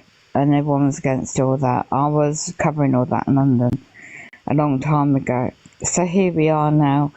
A lot of you guys are hopefully in different platforms. They're all waking up to how to avoid, well, not avoid, but how to reject, and using their own statutes back to them. For those who are stuck into the it's like trust law, how to reject the offer. But if you can't get out and be your own boss and work for yourself, and you're stuck in the system, I call it, then they're going to try and take the money out of your benefit system. But if I'm not as ill as this, I'm more productive, I could help you with a basic document. I think some of you have already done that. You might have that already done. How to reject without dishonour. You also know that they're going to come after you personally in your circumstances, don't you? When you start doing this, so be prepared and get your knowledge and your documents prepared to protect your personal life and your kids. The dirty tactics are so disgusting. I'm sure you guys know how it works. I'm getting it recently on the medical side. So this is where the fear comes in. So they will use these angles. If you're female, by the way, they will try the breast cancer scares. They will try smear tests. They will try this, that and the other. The NHS is a company. Please be aware and get your knowledge, guys, on the difference between governments and who you really are. I mean, all right, I've been on this journey for years, but what we all know firsthand, we've all got our expertise, and this is what they want. We have to literally dissolve the whole status quo, because nobody's safe. Online, if you're socialising, you're trying to... I was on the streaming app, right, just a dance, trying to chill out, and I met this pedo arsehole. I had nothing but shit for a whole year by him. Then I went to different app, thinking that I could escape just to chill out a bit, get to know people. You can't, because they're going to track all your communications. And I met this idiot that's in prison. He did unaliving somebody, and he found out recently. And yet they will use emotional manipulation. Good God, they will go to town on you. So, in my opinion, just do little things what you can under guard your health while you're doing what you can, yeah? So, this is just, I just know the bigger picture and seeing what they do. And when you see their... I mean, when you live with trauma for years and you see what they do physically with the kids, I have, right? I was raising it. So it's nothing new to me what's going on. But you're still surviving all this shit, and you've got everything else happening at once. And I'm just so grateful for every one of you, what you're doing.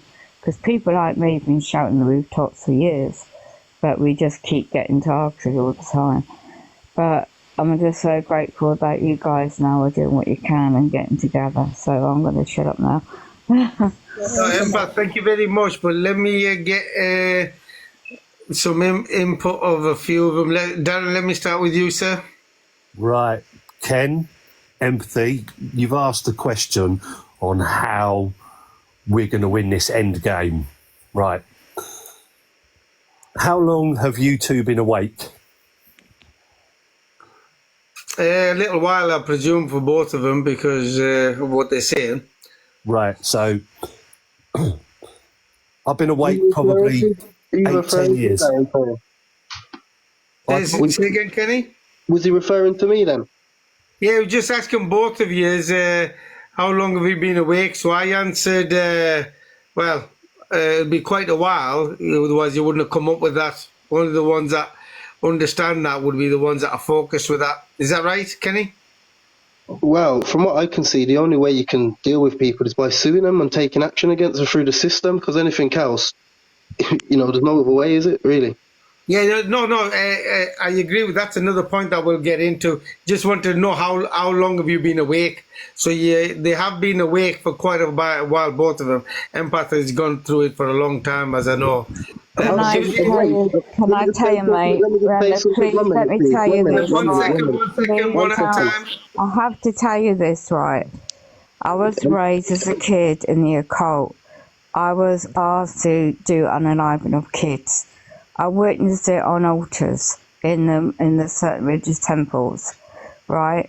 My whole family, my mother's side, me, my older kids now, their kids have been in it. I witnessed this firsthand. It is effing a nightmare. Then I had to fight to survive. I got attempted murder on me. 2002. I survived that. Had my old house smashed up. How long do I have to go through it all? I got hit by a car 2009. I had a heart attack 2017.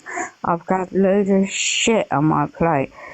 How long have I been waking up? Unfortunately, too long. I wish I didn't know nothing. I swear to God, my life would be easier if I didn't know nothing. They are after me 24 hours a day. People like me, targeted, right? They put me on a terrorist watch list. There ain't no risk to nobody, right? If I go to the police of anything that's happened to me, I got robbed, right? In my wheelchair. Do the police help me? No. I am effing set up all the effing time. But if I go and say anything, I'm look like I've mentally lost the plot. Yeah, so this is what targets go through all of our bloody lives. Now I'm now old. Me up with honeypots. I'm trying to have a relationship with somebody. It don't work. He's just gaslighting me to psychologically skin my head up. This is our real life because of what we witnessed, because of the trauma. So I took power back. I became a journalist. I was on telly, radio. I was in the public eye. I took the MPs on, Tony Blair, all that crap. I was in the papers. I thought my way getting the public eye was to get in with them and expose them. I know all the names. I know where they live and yada yada yada. And they're still around. They live right next door to me as well. Do you want to live my life? No. All those that are having their kids taken away, I know how they're doing it and where they're doing it. I know the underground tunnels and where they're based. Can I speak out about it anywhere? No. Because all communications, even this, I've got to be careful. Because they're just monitoring it. You just don't realise how this black military operations run. And it's international, darling. Because it's just like a movie. Honestly, our lives are just a movie. Do you know what I mean? And it's like, grace of God, I'm still here. I don't know I'm still here. But my son, my adult son and my grandkids, they're going for it. It's hereditary. They started on my mother. Do you know what I mean? All those years ago. And here we are now. And it's not going to stop until we bloody kick their ass. And these parasites are demonic, darling, And it doesn't matter what religion you are from, or what rich or poor, whatever. This is such a way of people are blackmailed. I've been to these parties and I'm modeled, right? And it is bigger than the Eyes Wide Shut.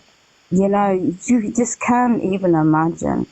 And when you see what you see, you can't get it out of your head, but you have to be strong in your heart and just do what you can. And anybody can judge anybody. You know, I don't care what people think about me. I know who I am. That's the end of it all. Yeah. But you know what I mean?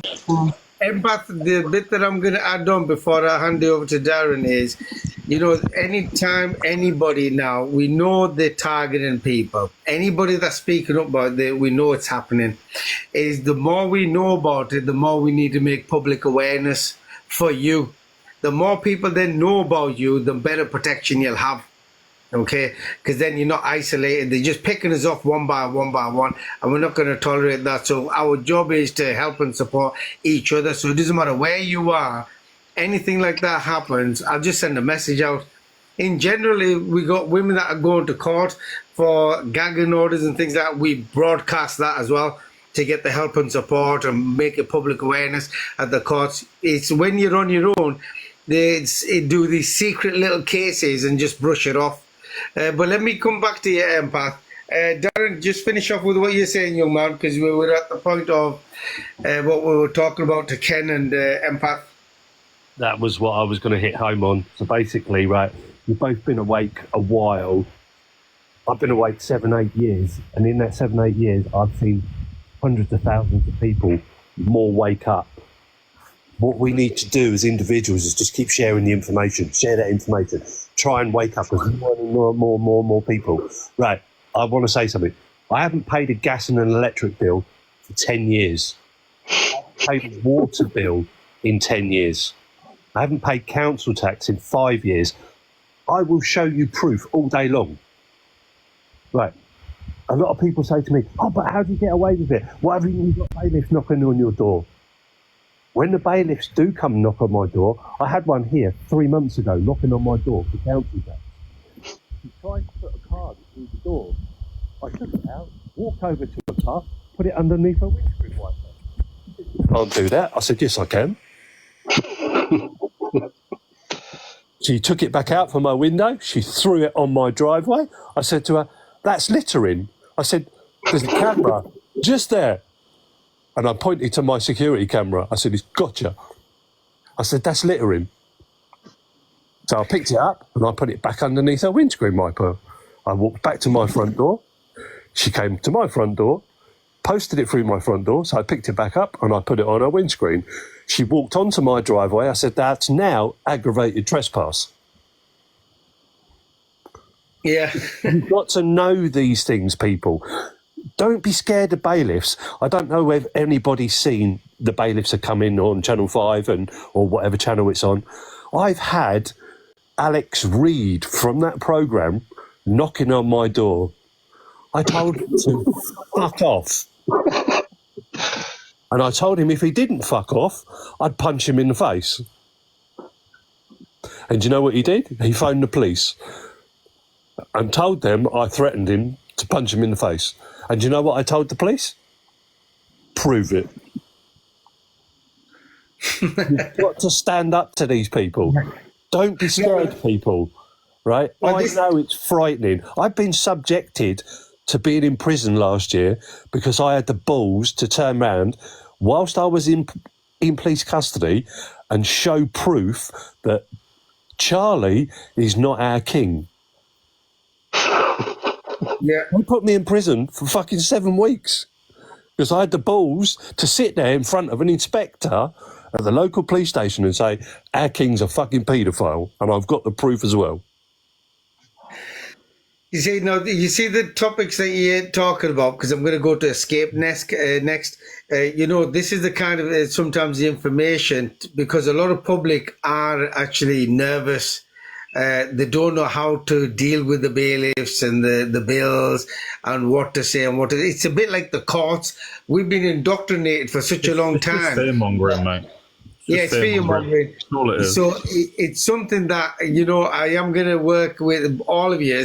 But if I can start getting these topic by topics and even do maybe one night for purely that one topic, so we can train people up exactly how to deal with it with the right documentations and evidence, so it gives them the power. And maybe I actually believe that maybe we'll do some real life episodes and start documenting it, videoing it, and show it to the public and say, look, this is how it's done. Here's the documentation. Just follow this procedure. Very, very simple. Just keep it simple, and you Put it can't in go layman terms, and you know, make it a lot easier for individuals to read it. Layman terms, definitely, yeah. Yeah, it has to be layman terms, because a lot of people don't understand. I mean, whether we talk about COVID or 5G or these bailiffs and these bonds and everything, they simply just don't understand it. That's why with social services and the corruption, I keep it very simple. They're liars, criminals, storytellers. Now it's a case of people saying, well, what do you mean by liars? Well, I've said so much there. It just tells you the story itself. And now it's a case of, do you want to see the evidence? You see? Keep it simple. Escape. Let me give you a couple of minutes to have your input on that particular topic about support and help wise. What's that to do with? Sorry. With what we were talking about, the solutions to the problems that we're going through today, because it started off with.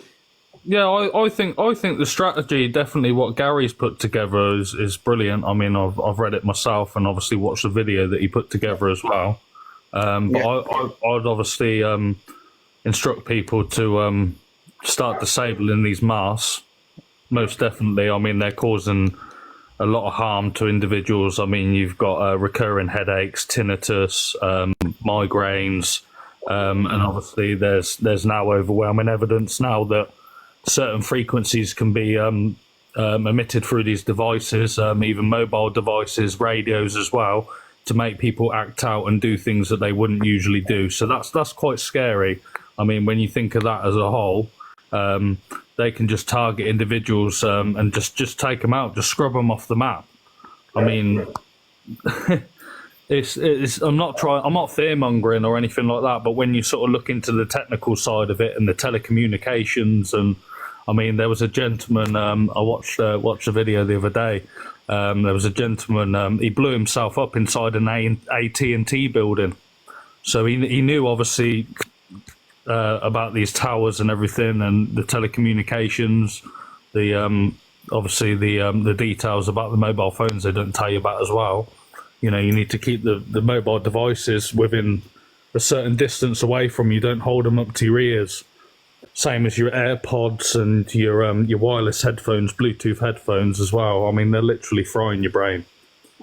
Sorry to put it like that, but No, you're right. You're right. I totally agree. So I'm just going to add on one point to before I go back to Gary for Kenny. There's a very interesting book I just wanted to share as well. It's you can find it on Amazon. It's called Transhuman Genocide. So check that out on Amazon. You can pick it up for about £25-30 or something like that. But it's got all the recipes and everything, how you can protect yourself against EMF. There's different things you can make for yourself. Oh, that'd be interesting. Right, so I just want to add on one thing, because Kenny did mention something that was important. Because don't forget, this is all about money for them. So you got to hit them where the pocket hurts. Yep. So everything else we were talking about, stopping the finances to them and everything else. And rightly, Kenny mentioned something which I also agree with. I just want to add something quickly. I just wanted to say, obviously, a peaceful non-compliance of through all taxes and bills as well. Stop paying everything. Absolutely, a lot of us have stopped paying everything. Stop paying the fucking lot. You got to stop the money. You got to stop the flow of money. They're not going to use their own money to do what they're doing, so they're using everyone else's, the public's money through the taxation system and defrauding the public. Yeah, no, you're right. So the one I'm going to add on is, because he mentioned rightly about suing them, prosecuting them, because the evidence is there, the information is there. People have got evidence that they're liars, criminals, storytellers. And now the only issue we have is trying to find the right people who are willing to take these kind of cases on. Most of the solicitors that I've come across, when I'm presenting the evidence, they agree that they lie as criminal storytellers, but then in Got a, no in a minerals, nice... they've got no minerals. That's the key. What you're saying there, they've got no balls, mate. Yeah, so that's the problem. So a lot of injustice remains injustice, even though you can prove it, because no one's got the balls to take it forward. That's the bottom line, mate. Absolutely. Now, I do only just came up about 2 months ago. I've actually got a barrister that's just coming on board. Okay. He knows this is happening. He is working on these bits and bobs, which I'm going to put all this to him to deal with that side of it. But there again, that's just one barrister. We need a dozen of them. We need the system to be free, to allow the right people to do the job, because even in the legal team, what has happened, which I also have been speaking to a lot of solicitors, they say that if they speak up and they challenge them, then they get sanctioned, so it affects them. So then they see how sickness it is, because the control they are. Sorry to interrupt you. From a litigating person, what I've experienced is they try to murder you and break your neck and arrest you and falsely imprison you and put mad fines on you and put you in debt and that. So that's what I've experienced as a litigating person. So I think from a litigating person side, which is the majority of the country and the world, is normal people. They haven't got the minerals, and that's how they get attacked, by getting falsely imprisoned, in debt, getting killed if you get as deep as I get into it. Well, this is the thing. Once you've got information and evidence, you're going to be a target. And this is the thing, you see. Right now, our kids are in the firing line, and we need to do something about it. We can't just leave it. And this is why we've got to just try to deal with this systematically in every single way to move forward to get these results. And this is why it's so important that I see that waking people up, regardless of colour, creed, religion, because the more people come together, the less they can target, because then everybody's watching, the whole world is watching. I mean, they're already stuck right now because the whole world is watching. I see, I'm not the type of person to post stuff all over social media, but in this case I've had to, because they tried to kill me. And basically I went to court on Monday for something as simple as being a passenger in a vehicle in a road traffic collision whereby the Motor Insurance Bureau have accepted liability. It's all got settled between me and them, and then the solicitor stole the money. And then I'm going to the office to steal the money, and then they're accusing me of harassment, which is very strange when I'm just trying to litigate and go there as a person to speak to the business that's robbed my money, because there's no accountability. I don't know who's done it. And they call the police on you, and the police have tried to break my neck and all sorts over it. So, it gets pretty serious when they tried to. And I went to court on Monday, and the judge just put an injunction order out on me to stop me contacting them, going near their offices when they've stolen my personal injury compensation as a passenger in a car. So that's how serious it can get. Yeah. No, well, this is the thing, you see. They're going to target, and this is why it's so important that everybody's got different set of skills. If everybody neutralizes their set of skills, we can get all the answers for everybody. Okay? It doesn't have to be one way. Solution to this, the proper solution is cameras in the courtroom, record everything at all times, audio, visually, and then nobody can't lie and do things wrong, can they? Everyone's accountable to the rules. Well, this is the thing, you see. They're all held accountable because it's a system that's all running illegally. From the top to the bottom, which way do you deal with it? And for me, about the courts. So corporations only should go to court. People shouldn't be going to court. I mean, they've turned everyone into corporations. That's why they're trying to get you into the courtroom. You need to deal with it in the private, deal with it in writing. Yeah, that's done. If you look at my paperwork compared to theirs, they've got one bit. It's an administrative court. They're just there to steal your bonds. That's all they're there for. It's all money, managing money. Like robbery in there, man. I've got bank rights. I'm a passenger in a car. The MIB's accepted liability, transferred the money to their solicitor, and they've stolen it. I can't lose that case. They've stolen the money, but they're trying to say I'm harassing them by contacting them to get that money. Very weird. Yeah, they're just Can I offer a bit of advice there, Ken? Right. Yes, mate. Have you thought about going to another solicitor? Nah, I wouldn't talk to them, mate. I know the law myself. I'm quite versed in the law, mate. I know the law. I've read the Archibald 3 times, back, mate, like a Bible. I know the law. Good on you then, mate. Good on you. Go for it. Don't stop. But the bottom line is they're doing it, you know, like in my face, and it's disgusting. And then when you argue up, they're saying that you're being abusive, and they get the security to try and remove you out of the court and that. And then it starts to get hands on, and then they want to call the police, and then they accuse you of harassment and that, and try and incriminate you and tarnish your name. When all you're trying to do is get your personal injury compensation that was paid to them by the MIB, and it's mine. What you want to do when you get in that courtroom is you want to fucking invoke that Bill of Rights 1688, 1689, something like that. Yeah. You want to invoke that straight away, because then that stops the fucking judge from doing anything. Supreme You need to instruct Supreme Court case law, mate. If I deal with, mate, when I go to court, you're bound by my documentation, mate. You know, it's the law that they're bound by, and they still breach it, and they still make dodgy orders and go against it, and it's scandalous. But you got to rebut everything. Basically, when you go in a court of law, they're going by presumptions, mate. The presumptions of the law. So you got to rebut that you're you. You got to detach yourself from the fucking name. Now listen, mate, if you're from who you are, the name that they give you at birth. That's nonsense. The law is, if you're a passenger in a car and you've gone through a correct process of the MIB and you've gone through a medical and they've accepted liability and they've paid the money to their solicitors, the job's done, mate. I don't need to prove anything at all. It's over. The solicitor stole the money. They're guilty. Simple as that, mate. They need to be prosecuted, and I'm going to prosecute them for it. No, I understand you're right there, but just let me just get Gary in on that topic there. Gary? Listen, you can't prosecute the people who are criminals with their criminal system. They control the criminal system. They're not going to prosecute themselves and expose themselves. It's as simple as that. You've got the Crown involved in this. The whole legal system is wrapped up neck deep in this fraud, okay? You can't use the legal system if you're hoping to expose this fraud and the child trafficking. They will not do it because they run it. They run it. So they're not going to convict themselves. What are we doing? Pardon? What do we do? What's the answer? I've done a strategy document. I suggest everyone reads it. It's about the people. If you send me that strategy document, I'll make it available for everybody to actually see it. Yep.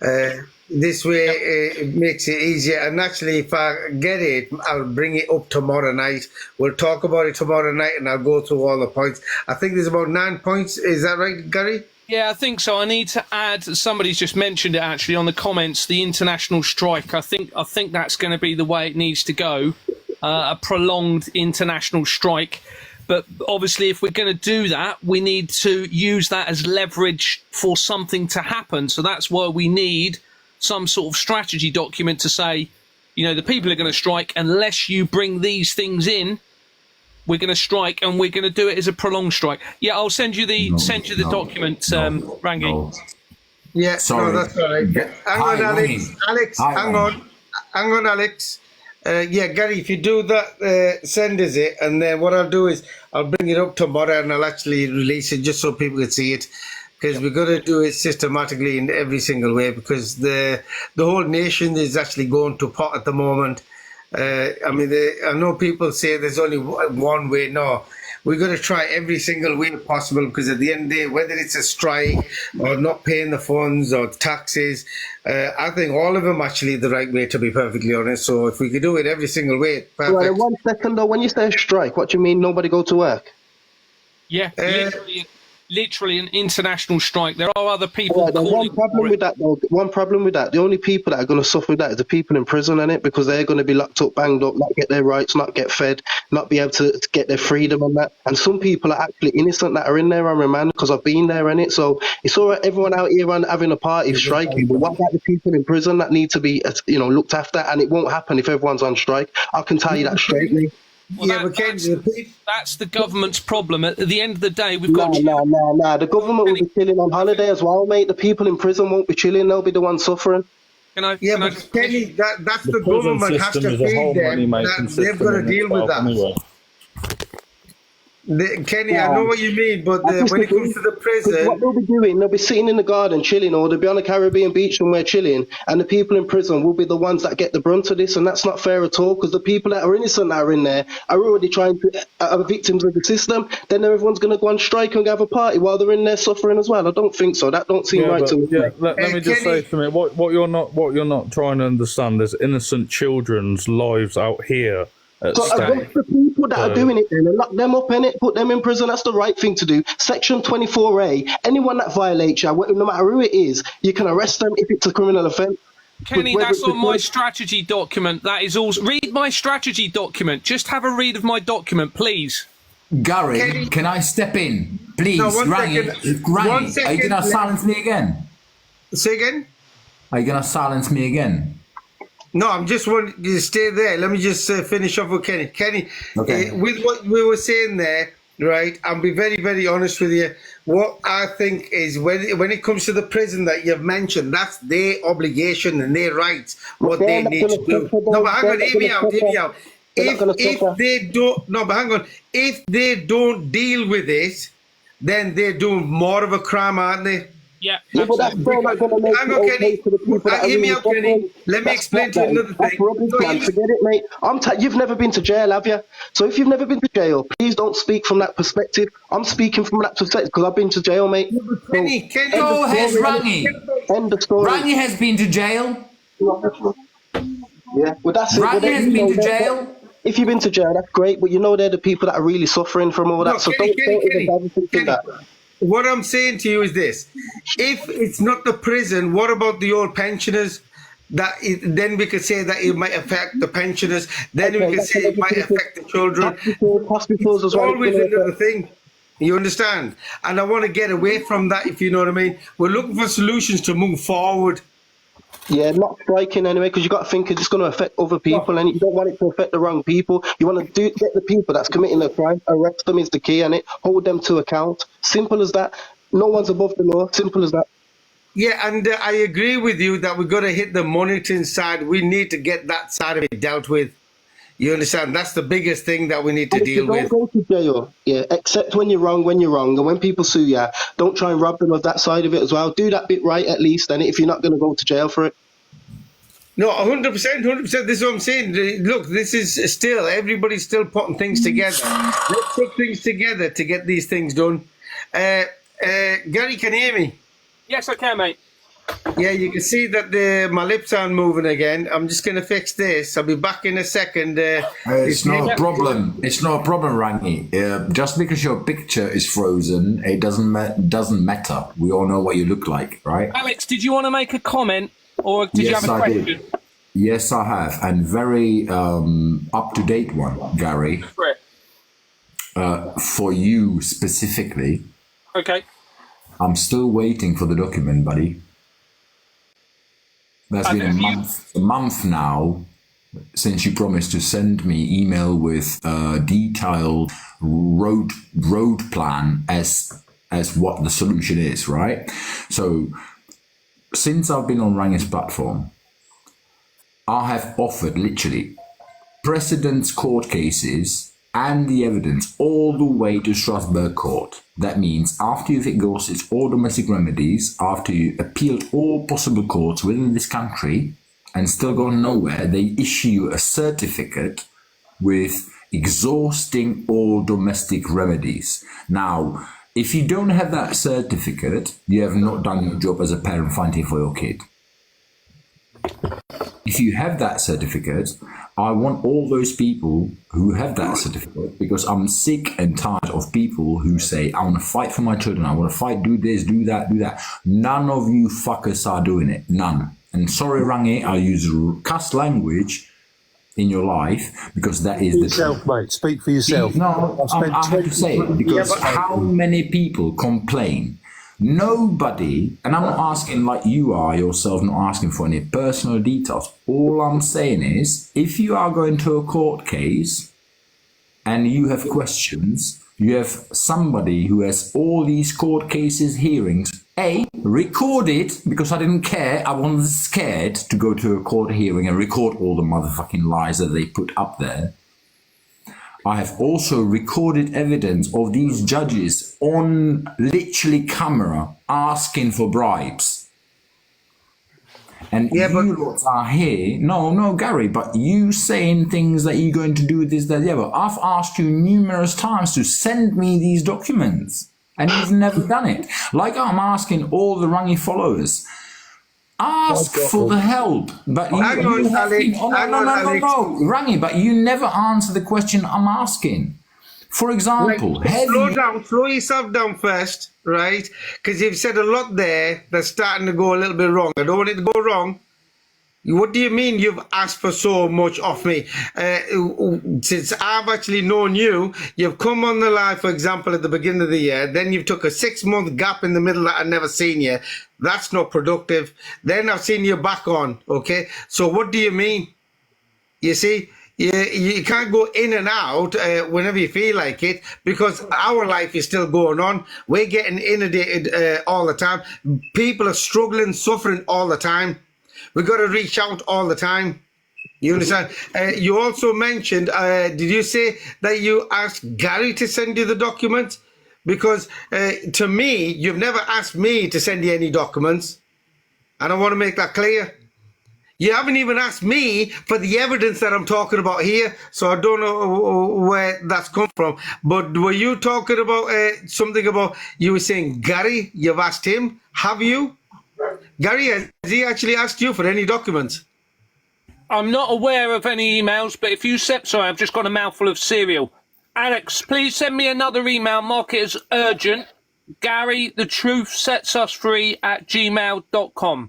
Put it as urgent in the subject field and put it's Gary, the truth sets us free @gmail.com. Okay, so if you put that in, he'll know. But with me, you haven't actually asked me for any of that. So I just want to make that clear because I don't want to look in a little bit. Yes, I have. Rangi, I have asked you for evidence. What did you ask me for? Can you answer me one question? Just one. Go on. Have you not served 7 years in prison for abusing 15-year-old in 2002? No, I've never been to prison for 7 years. Good. Then I'm going to take the other person to court for slander.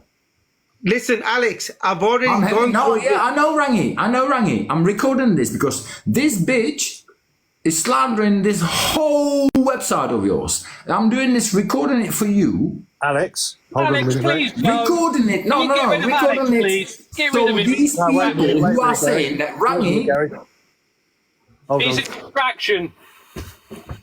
Yeah, Alex, if you're listening, you know, we've already established this. I haven't got time to give anybody like that. And for you, you should have asked me a question like this yourself privately. We haven't got time for this nonsense.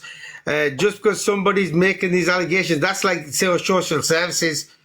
We got bigger issues going on, not this little minor issues. This is ridiculous. So I don't know what he's on about there. Right off topic there. He's took you right off topic, mate, to what he was on about, man. Yeah, no, it's just a distraction. There's no need for this. But yeah, Ken, I agree with obviously with what you're saying. But I want you to understand when we go, for example, on a strike or we stop the funding or anything, and this is a conditional basis. Remember, it's not ruthless. We're just saying, hey, look, if you're not, don't forget what we're paying the taxes for help, support, and services. We're not getting no help, we're not getting no support, we're not getting no services. So why are we paying it? And on top of that, all this is taking place on our children. So we withhold it until they deal with it. When it comes to prisons and when it comes to other departments or the pensioners, because then that side opens up, well, hang on, how are they going to fund that? Well, they've got how many billions of the taxpayers? They're supposed to have got all that. What are they doing with it apart from spending it in the wars? You see, they need to now stop that and spend it where it needs to count. What about creating an organisation that actually deals with this shit? That's not under control, that's independent. I was giving space. Always, did you want to say something? Because I could hear you. No, sorry, I was I'm so sorry. Life is beautiful. She just done me day. No, she put me up. I was giving space if anyone else wanted to come up. So. Oh, you said request to go up. So I thought maybe you want to come No, up. I meant other people. I'll drop you then, shall I? Yeah, well, Gary, you want to add on, because this is literally how I see it with what Gary's suggesting. And don't get me wrong, we got to do something, and it's the way I'm looking at it. It has to be internationally. Look, even if nobody goes and spends a penny on let's say a Saturday, a weekend, Saturday, Sunday, don't spend a penny. That's going to cause a major problem for them. Okay, but you got to understand why we're doing it. We got to look at, and we got to balance this. We got children who are going through grapes every single day of the week. Then they don't care. No aid is coming in. Remember that. No aid is coming in. So if no aid is coming in, why are we funding something that no aid is coming in? It's just mind-boggling. Yes, there's people in prison, but we don't want to use that as an excuse to stop our rape and otherwise. Okay, let's support the prisoners and let the children get raped. You see, it's people, man, about not named in, like trying to individual people. You're trying to put labels on people. I'm on about there's innocent people there as well, so it's going to affect them. So have you got to say about them, innit? I agree, but you think about this way. Look at how many vulnerable women and children, parents are outside who are suffering in like a prison sentence while they're out here, while the children are going through this. But who's putting them through this? Though? I don't understand who you're talking about putting them through this. The authorities are. So why are you not arresting them though? That's what I don't understand. If you're pointing out authorities, who's the individuals that's doing it, and why are you not dealing with them? That's what I don't get. Right, so you don't get this. But for a strategy like that, you need numbers. You need groups and groups of people, and this is the next thing that we need as well: a collective strategy and a lot of people coming together. Exactly what. No matter what your religion is, your race, what creed, whatever you are, people need to come together. Now, look, Kenny, let me give you an example with what you've mentioned. Look on this side here. There's children that are going through all this, victims of child sexual abuse, physical, emotional, psychological abuse, and everything. They've reached out to the police, 101, 999, Childline, NSPCC, hold on, MPs and everybody. It's been covered up by this corporate company over here. Okay, and victims of child SA means obviously there's pedophiles. Okay, nobody's doing no investigation because these covered it up, which all of these, including the ombudsman, agrees with. So nobody's going to do nothing about it. So what they've done is they're not doing anything. So how are you supposed to deal with a mega massive corruption to this level? Who are you talking about? Who? You're not mentioning, you're talking about who? Like you're making it like everybody's doing it the way you're saying hang it. on. I've just told you very clearly. MPs, councillors, the police. Who are they? Names? They're people, aren't they? Individuals. Who? Ken. All of them. Hold on, guys. Right, listen. Right, Ken. I'm like you, mate. Last year I done 8 weeks. Yeah, we know what it's like inside, and it's fucking shit, mate. Okay, but what MP is doing it? You mentioned MPs for a start. So what MP are you saying is doing it? Name him. Right. Who is he? Name and shame him.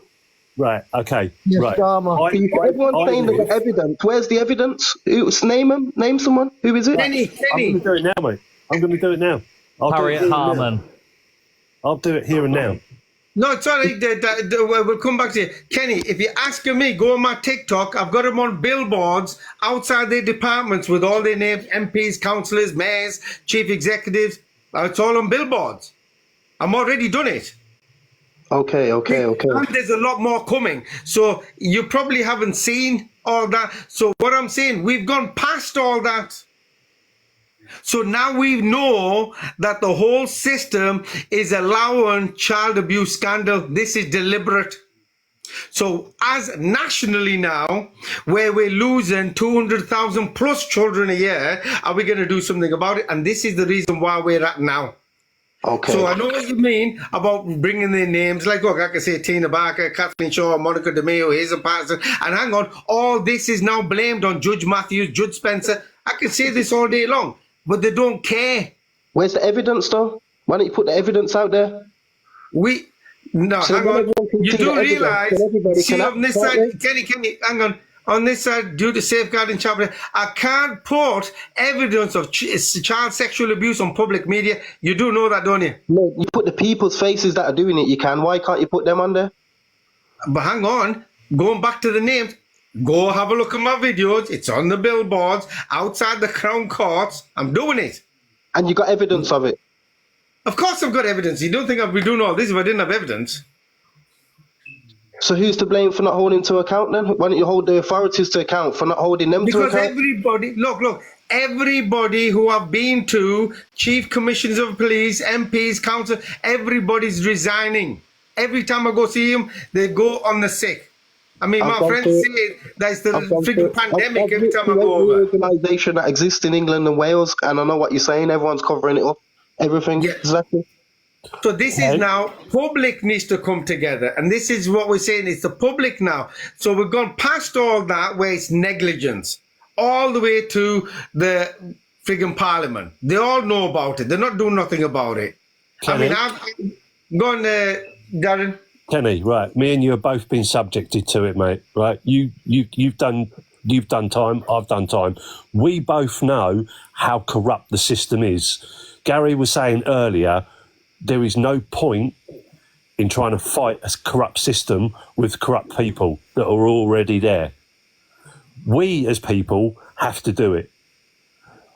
We have to, like you're saying, put that shit out there. Rangi's done that. He stood there with boards outside the courtroom with names on.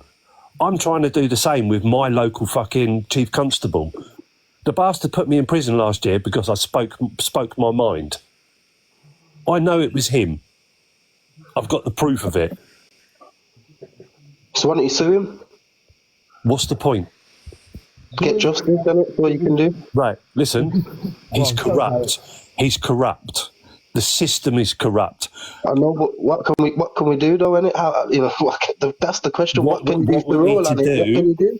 What we need to do, brother, is come together like we are now. You're awoken. I'm awoken.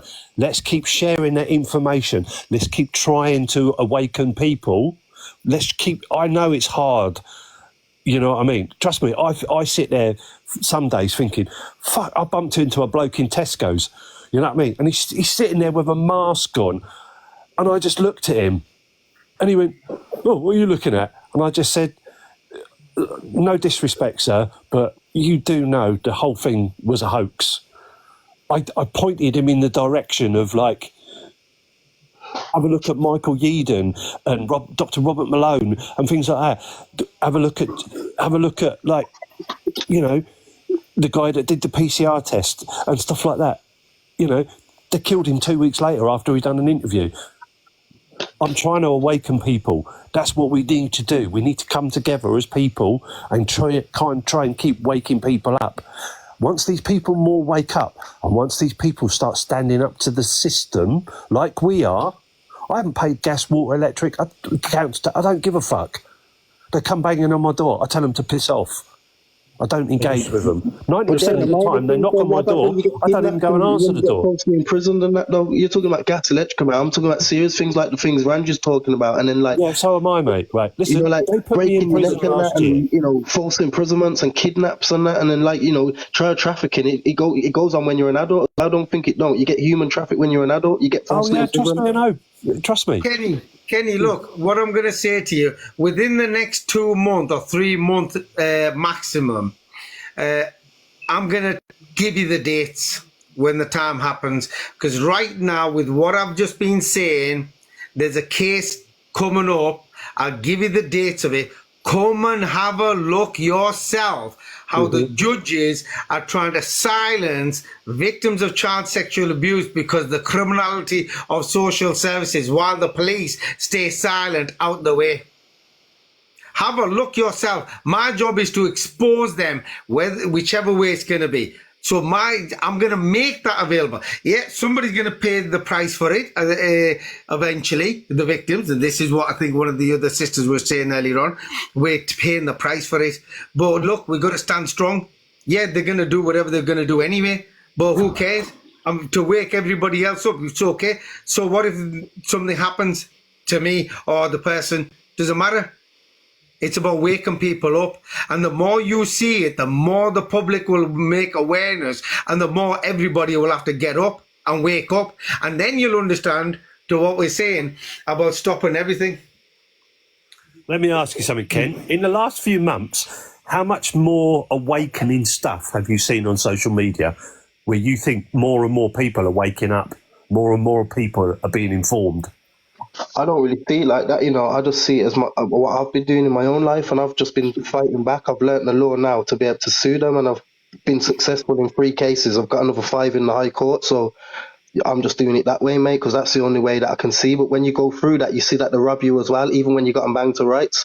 So then it becomes a bit tedious. But then I see the only way to deal with that is by exposing the individuals in it and making people aware, and then hopefully they get arrested and get a taste of their own medicine. Probably won't happen, but that's what should happen. I know that, and I totally agree. Trust me, I have undeniable evidence of the corruption that happened to me last year. I've got emails to the courts, I've got bang to rights. This is how fucking stupid my local police force are. I had a PC interview me. He was 24 years old. I tell you what, he was as fresh as green baby shit out of the academy. This is the mistake he made. I was sitting in a chair, I pushed myself up, and he stupidly perjured himself. I've got that evidence. I've got evidence of perjury by the CPS in the court. And you know what? I can't go and take them to court. My solicitor sat there downstairs underneath the courtroom in one of those stupid little fucking rooms you sit in and said to me, "They're after you. Watch your back. They put you in to make an example of you. I've got you off. Go home. Be quiet." That was from my solicitor. Mad. The mad old funny old world. Listen, I've got a 17-year-old son, right, who's autistic, he's got ADHD, and he's got something called fetal alcohol syndrome. That boy is my world, right? He is my fucking world. I would die for him any time. But when they did that to me last year, and I can't do nothing about it, because my own fucking solicitor turned around to me and said, "I've got you off, go home, be quiet." I'm not being quiet, I'm standing up. I'm not scared to take it to court. What I am scared of is being taken away from that boy who needs his father.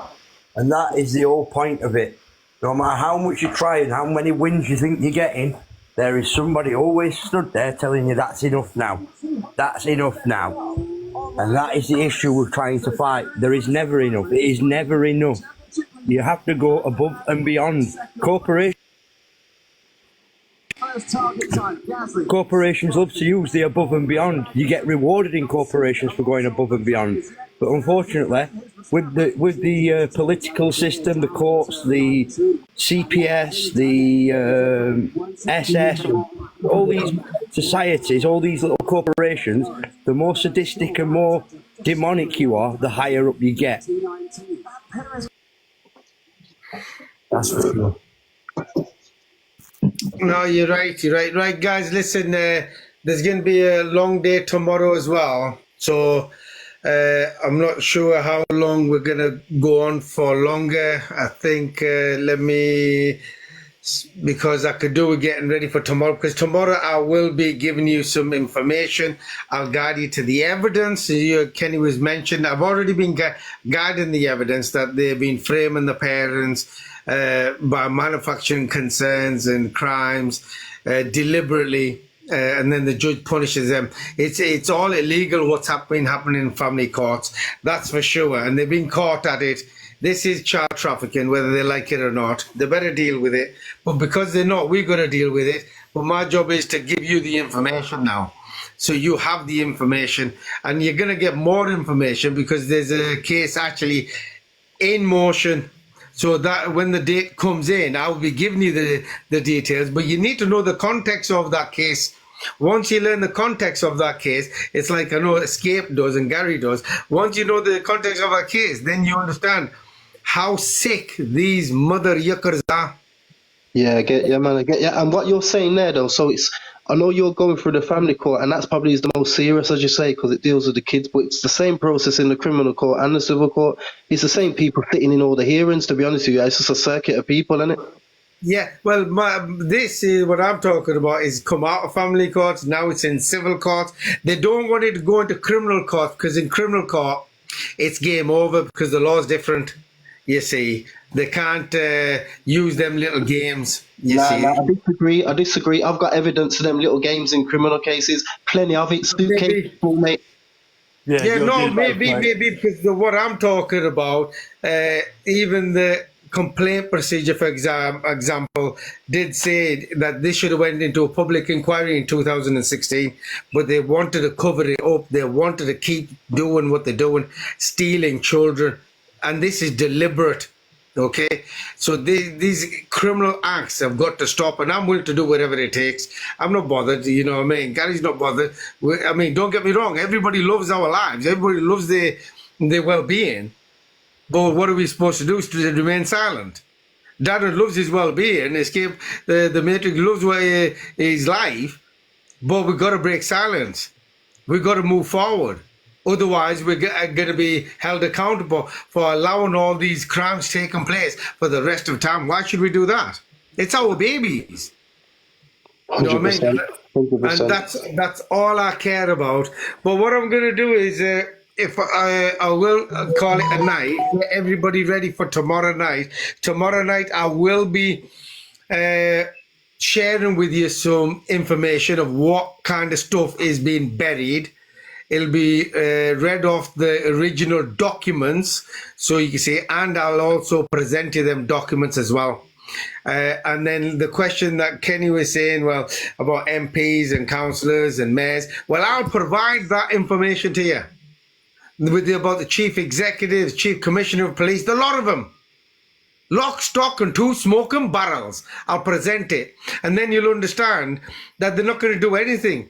It's a fraudulent system. It's a fraudulent government. In fact, what I'm going to do, like normal, I'm going to get everybody to have their last sayings in general for what has been happening tonight, tomorrow night. Please stay getting ready for 8 o'clock tomorrow night sharp. But Ken, because you were in there last, I want you to go first, if you don't mind. Last comment. What I've gathered with the input tonight, is still the only way to deal with them is through the system, because no one's come with any real solution to it from all of this, what we've just spoke about. Nothing's really hit the heart of what's going to happen or what's the right way to move forward. It's sort of speculation, isn't it? Okay, well, I'll give you the answer. You want us to follow a system where we're saying, no fucking way. You don't follow the system. We want that system changed. But going through that system that's already corrupt, that doesn't make no sense. You see? Everything that we've been talking about, everything that we... That's why you set precedents, don't you, to protect people. You run cases through them. Everything that we've been talking about is purely that the system is unfit for purpose, and we want change politely, peacefully. Okay, that's what we're saying. But the system as it is, there's no ground. It's not going to change. 1 second before you go, please. It's not the system. It's the people operating it. If you apply the system properly and fairly, the way that you read the books and the way that you're taught, and you do it like that, and you go on the evidence and the facts, it works beautifully. But if you got scumbags robbing you of decisions that you should never lose because they're incompetent, negligent, getting backhanders, or they just want to fuck you over, that's when it goes wrong, innit? So it's the people, not the system. It's the people in controlling it. That's the problem. No, I just wanted to add something about the system. there are two things in this world. You've got land and water. So you've got the Admiralty law, which is law of the water, and law of the land, which is natural law, God's law. I mean, the law is simple: do no harm, loss, or injury. It's absolutely simple. But it appears they bastardised everything.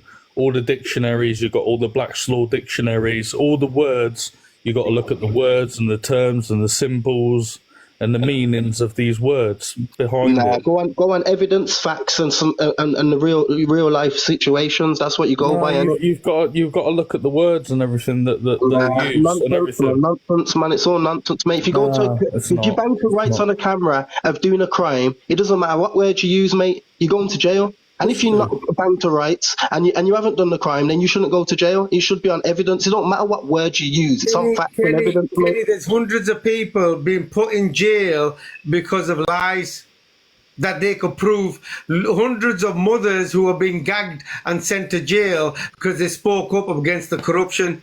You're talking about a system that's completely... People did that to them, and people did that, like the judge or the representation or the barrister or the prosecutor, the judge. They did it to them, and they didn't do it to the South, and the system didn't do it, and the rule books didn't do it. The people that played it wrongly did it, and that's the fact. So actually, in a nutshell, what you're saying, there's a law, but it's not being implemented. It's not being run properly. Hang on. We already agree there's a law that doesn't get followed by a bunch of psychopaths that don't give a shit about the law. The law is only there to keep the public in check. Okay, so what do you do? So I want to go past that. We could talk more about this tomorrow, but I just want you to know the system is not perfect. It's corrupt. It's a two-tier law, unless you're saying that they could abuse a child and the public member needs to go through a complaint procedure.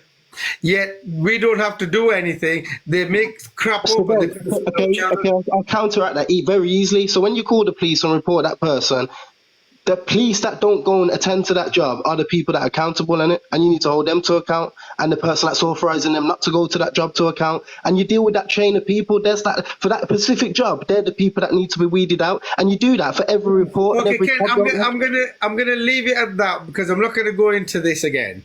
I've explained to you. We've gone way past that. You're way behind. So I'm glad you joined us tonight. If you've got some ideas and thoughts, we could talk about it tomorrow. But I'm grateful that you joined us tonight. Let me go through every single one, and then we'll take it from there. But I want to say thank you very much, Kenny. But I think there's a lot of differences of what we are.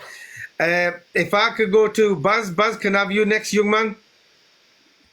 Yeah, no worries. All I want to say on what we've talked about tonight is keep your head up, people. There isn't light at the end of the tunnel. And to the survivors out there or the surviving out there are people that are willing to help, that do know what they're doing. And yeah, it does seem like there is no way. It may seem like there is no light. But remember, while ever you're walking and you wake up every morning, that is one blessing that your child has a right to come home to. So just keep that in mind. It's never the darkest days are always come before the lightest dawn. So just remember that, and please keep yourselves pushing forward. Keep going forward, and remember that. Peace, love, and unity to all. Baz, thank you very much for joining us tonight. And tomorrow, I'm just going to remind people, because I know people are trying to put some requests in. It's too late for a request. We normally finish at 12. Tomorrow, we'll be back on at 8 o'clock till midnight, so you'll have plenty of time. So what I'm going to do is, Baz, thank you very much. If I could go to actually, let's start from the top. Darren, can I have you next, young man, please? You certainly can, sir. Right. Just good night, everybody. And unity is the way forward. And I was going to hit home on something Kenny said, but I think I'll leave it for tonight and we'll debate over that tomorrow. So, unity, people, keep the fight going. Have a great evening. Thank you very much, Darren. Life is beautiful. Escape the Matrix. Can I get you next, please, young man? Yeah, just want to say thank you to everyone for tonight. It's been a pleasure to be here. Lots of love to yourself and Gary. You're all doing some amazing work. Darren as well. Some fantastic words tonight. and obviously everyone else that's had their input. Yeah, lots of love. Stay strong. I mean, they've been dividing and conquering us for too long, but it's about time we all come together as one. Yeah, what we are. So, 100%. Well, thank you very much, all. Escape the Matrix. Thank you very much. We'll be chatting a lot more because we've got the numbers, and Darren, you've got the number as well. We could do a lot more on that side of it. Can I get Life is Beautiful? Can I have you next, please? You're asking everyone to have their last say. I've not even had my first say yet. Well, you've only got your last say, then you can start your first say tomorrow now. I was like, in, out, in, out. I thought, you know what, yeah, it's getting too heated now. Let's wait till the end. I'm just sitting here quietly thinking, when is he going to call my name out?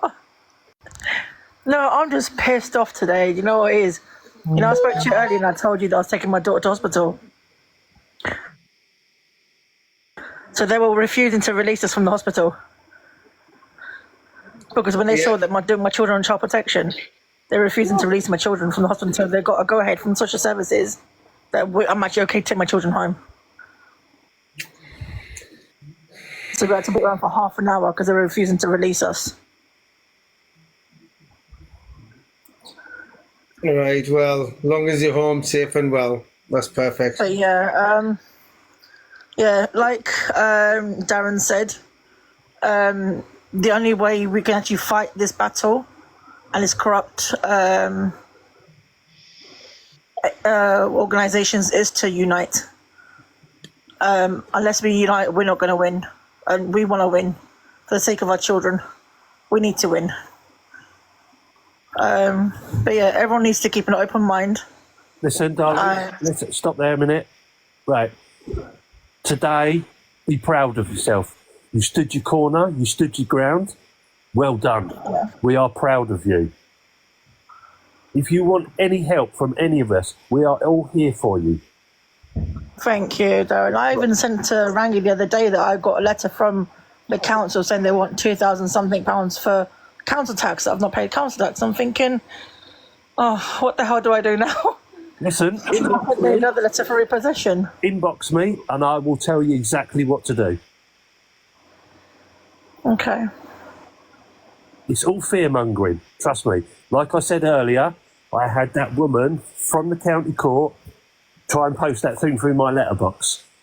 If they send a big bloke, I don't care. I don't care how big he is. That's what my phone is for. That's why I video everything. Yeah. The minute he walks onto your driveway or somebody walks onto your driveway, that's aggravated trespass. They are aggravating you. They are. Even if it's council property. It doesn't matter what property it is. It doesn't matter what property it is. Yeah. My daughter, there's a difference. She fell over earlier. She's standing on a foldable chair, and on the edge, and the chair flipped, and as it closed on her foot, she fell off, landed on her bum, but she smashed her wrist on the windowsill. And as I've done, because it's swollen up and it's bruised and it's numb, she's got no sensation in her pinky finger, I rang up 111 111 just to get some advice. And they said, because obviously she can't feel any sensations, to take her to A&E, just to get checked to make sure there's no fractures. Took her there, they said there's a hairline fracture there, but it's not broken. I was like, okay, great, even, take 6 weeks to heal? It's not a problem. But then when they looked in our records and said, okay, we can't let you go yet. I was like, why? You just said we're discharged. You can't go because you're on child protection. I get that. But I have PR. My children live with me. I'm their full carer. I'm their mum. I brought her here to get her seen. You can't go yet until we've got authorization from the social worker so you can go. Really? Yeah, but listen, you've got them home now, haven't you? Yeah, I got them home now. But I feel like I'm literally washing over my shoulders 24/7. Am I doing right? Am I doing wrong? What am I doing? You keep doing what you're doing. Right. You keep being a proud mum. You love your kids. That's all you've got to do.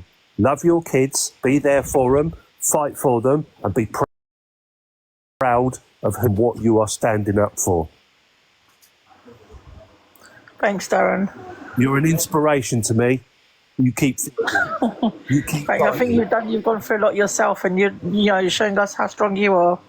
I hear your story, and I just don't know how people are a lot worse than what I'm at the moment. People have got off a lot worse, and I don't know how they deal with it. I'm struggling to cope at the moment the way I am.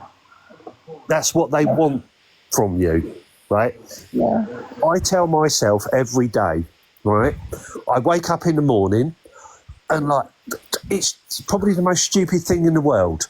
But I wake up in the morning and I've got these stupid bloody Facebook things where it says, "Good morning, fuckers, blah, blah, blah, blah, blah."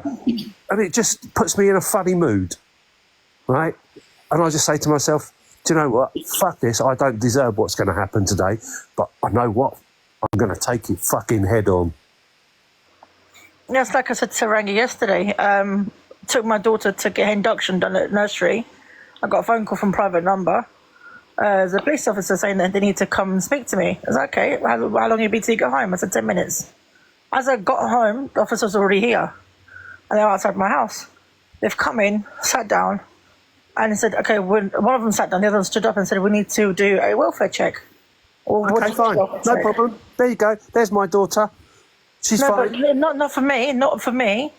Because my husband's been removed from the property. They've got bail conditions against him. Yeah. They were checking to make sure he's not in the house in the property. I was like, hang on, but he's not been in the house since the 15th of July. Okay, how's that your problem? It's not, but someone's called and made allegations that he's in the property and he's been living here.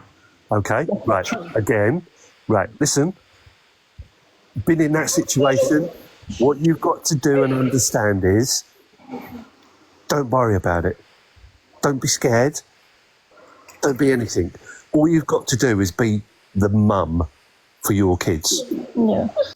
Right? Don't be. Right. I know it's hard not to feel intimidated by these people, and trust me, it is intimidating.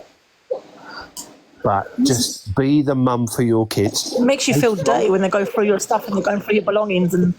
Right. When they arrested me last year, they had no warrant. Right. They were using. I think Gary might help me on this one. It was section 32A or 32 of PACE to come into my house and search it.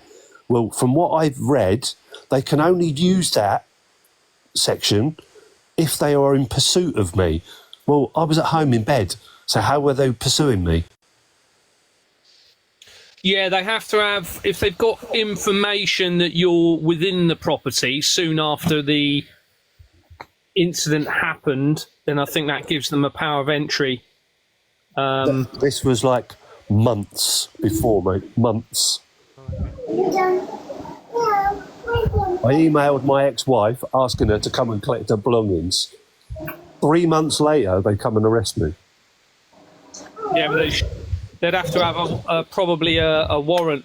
They never had one, mate. Unarrestable. If they believed you were in there, I believe they have the power of arrest, a power of entry under Section 32. They never provided it. Okay, what we're going to do is, Life is Beautiful, we'll start with it again tomorrow. But your last comment for the night, if you don't mind, because otherwise... My last comment is thank you for everyone supporting Rangi, supporting Gary, supporting us all, each other. Stay united and stay focused. That's all we need to do is focus. Everyone keeps going off track, but we need to stop getting off track and start sticking to the track. No, well said, well said. So I'm going to just say one thing. There's a lot of people in the comments who are saying, give them a message, give them a request. They're there to help and support. And this is what it's all about, public coming together to help and support each other. Tash said that earlier as well, which is what I'm trying to do, is try to get everybody come together. I'm really grateful for that anyway. And I'm sorry for what you went through, even though I already know about it. But let's move forward with that and we'll see what happens by tomorrow and start putting some positive vibes in there. Always, can I get you next, please? Yeah, I'll be as quick as I can. Firstly, I want to say, when people come in here and they are saying stuff that has got nothing to do with what we are dealing with, when they are throwing out allegations, when clearly Rangi is doing what he's doing, please just see it. They are trying to distract you. They probably work on the other side. And if they don't, then there's just something wrong with them. Because if you're doing it for money, that's bad enough. But if you're just doing it off your own back, then you're just you're worse. You're more of a scumbag, because Rangi is clearly trying to help sons and daughters raise awareness. That all comes before anything else. So if anyone comes up here talking about anything else that takes us away from that, please see it for what it is. Rangi will answer any question. Message him, or even if you want to put your message out there, feel free. But it's very revealing when people come in here, when we are just trying to unite together and we are trying to help one another. There's victims coming in here. We've all probably been victims at some point. It's obvious when they come in here and they direct us away from it. Please see it for what it is. It's really frustrating. And the other thing I wanted to say is thank you, obviously, everyone, for coming in, sharing, opening up, trying to help. Gary putting the bits and bobs together that no one else is actually doing. And some people ain't even reading, but then still moaning about not having solutions. Just see what people are doing for what they are doing, including Rangi and including these snakes that come up and try and divert your attention from saving our sons and daughters. No, well, thank you very much. Actually, before I get to Gary, I want to make it very clear, so I know I've got a message just at the end there. Look, I'm doing this in broad daylight, okay? I'm innocent from anything of these allegations that have been made, okay? I'm already dealing with the authorities who are lies, criminal storytellers, okay? It's very, very simple. Go have a look yourself. There's a lot of people, including professionals, who have actually done the investigations. And more importantly, my local police department is actually gutted because they know everything about my past. Social workers, managers, directors, MPs, mayors, because I grew up where I am. They know everything about me. And all this is all false allegations. And I just don't waste my time justifying to somebody new again and again. This platform is not for that at all. It's purely to fight back, to fight for our children, to fight back and bring people together to unite, regardless of the colour, creed, religion, it doesn't matter, or titles. It's a platform that we're giving the voice to everybody to unite. So in general, I do not waste my time with that kind of stuff. But if you want any clarity, just message. But I've made it clear now, so you don't need any clarity. You've had it now. You know what I mean? I have mentioned it every single time somebody comes up with this nonsense. And I haven't got time for that. I'll be very straight honest. I mean, Alex mentioned something there that it was just full of shit. Again and again. It's just time. It's a distraction. I've got no time for distractions. I'm not interested. But all this will come to an end. The reason why I don't talk about it, because there's already a police investigation taking place of the whole thing. Everybody who's going to be involved will be dealt with, because I don't give a damn who they are. Can I just quickly say, sorry, Rangi, on that point, I know you're doing what you need to do with old Bill, but we all know who they are, don't we? So yes. The only reason I'm saying that now is because people could think, oh, well, we're saying that the old Bill, and you're saying that you're using them. Rangi has to just go with the process. We all know they ain't going to do nothing. The girl is still on TikTok, throwing out accusations, putting pictures up, all stuff. They haven't even come to Rangi to say, oh, well, you've been accused of blah, de blah, de blah. It is so transparent what they are doing. Just got to pick it up. Yeah, so just going to keep it simple. We're going to keep moving forward. Gary, before I have my say, can I have you next, my young man? Yeah, firstly, thank you very much again, Rangi. Really appreciate it. And everyone that's been on here, like I keep saying, and I mean it, you're an inspiration to us all. And I think you're going to make a huge difference.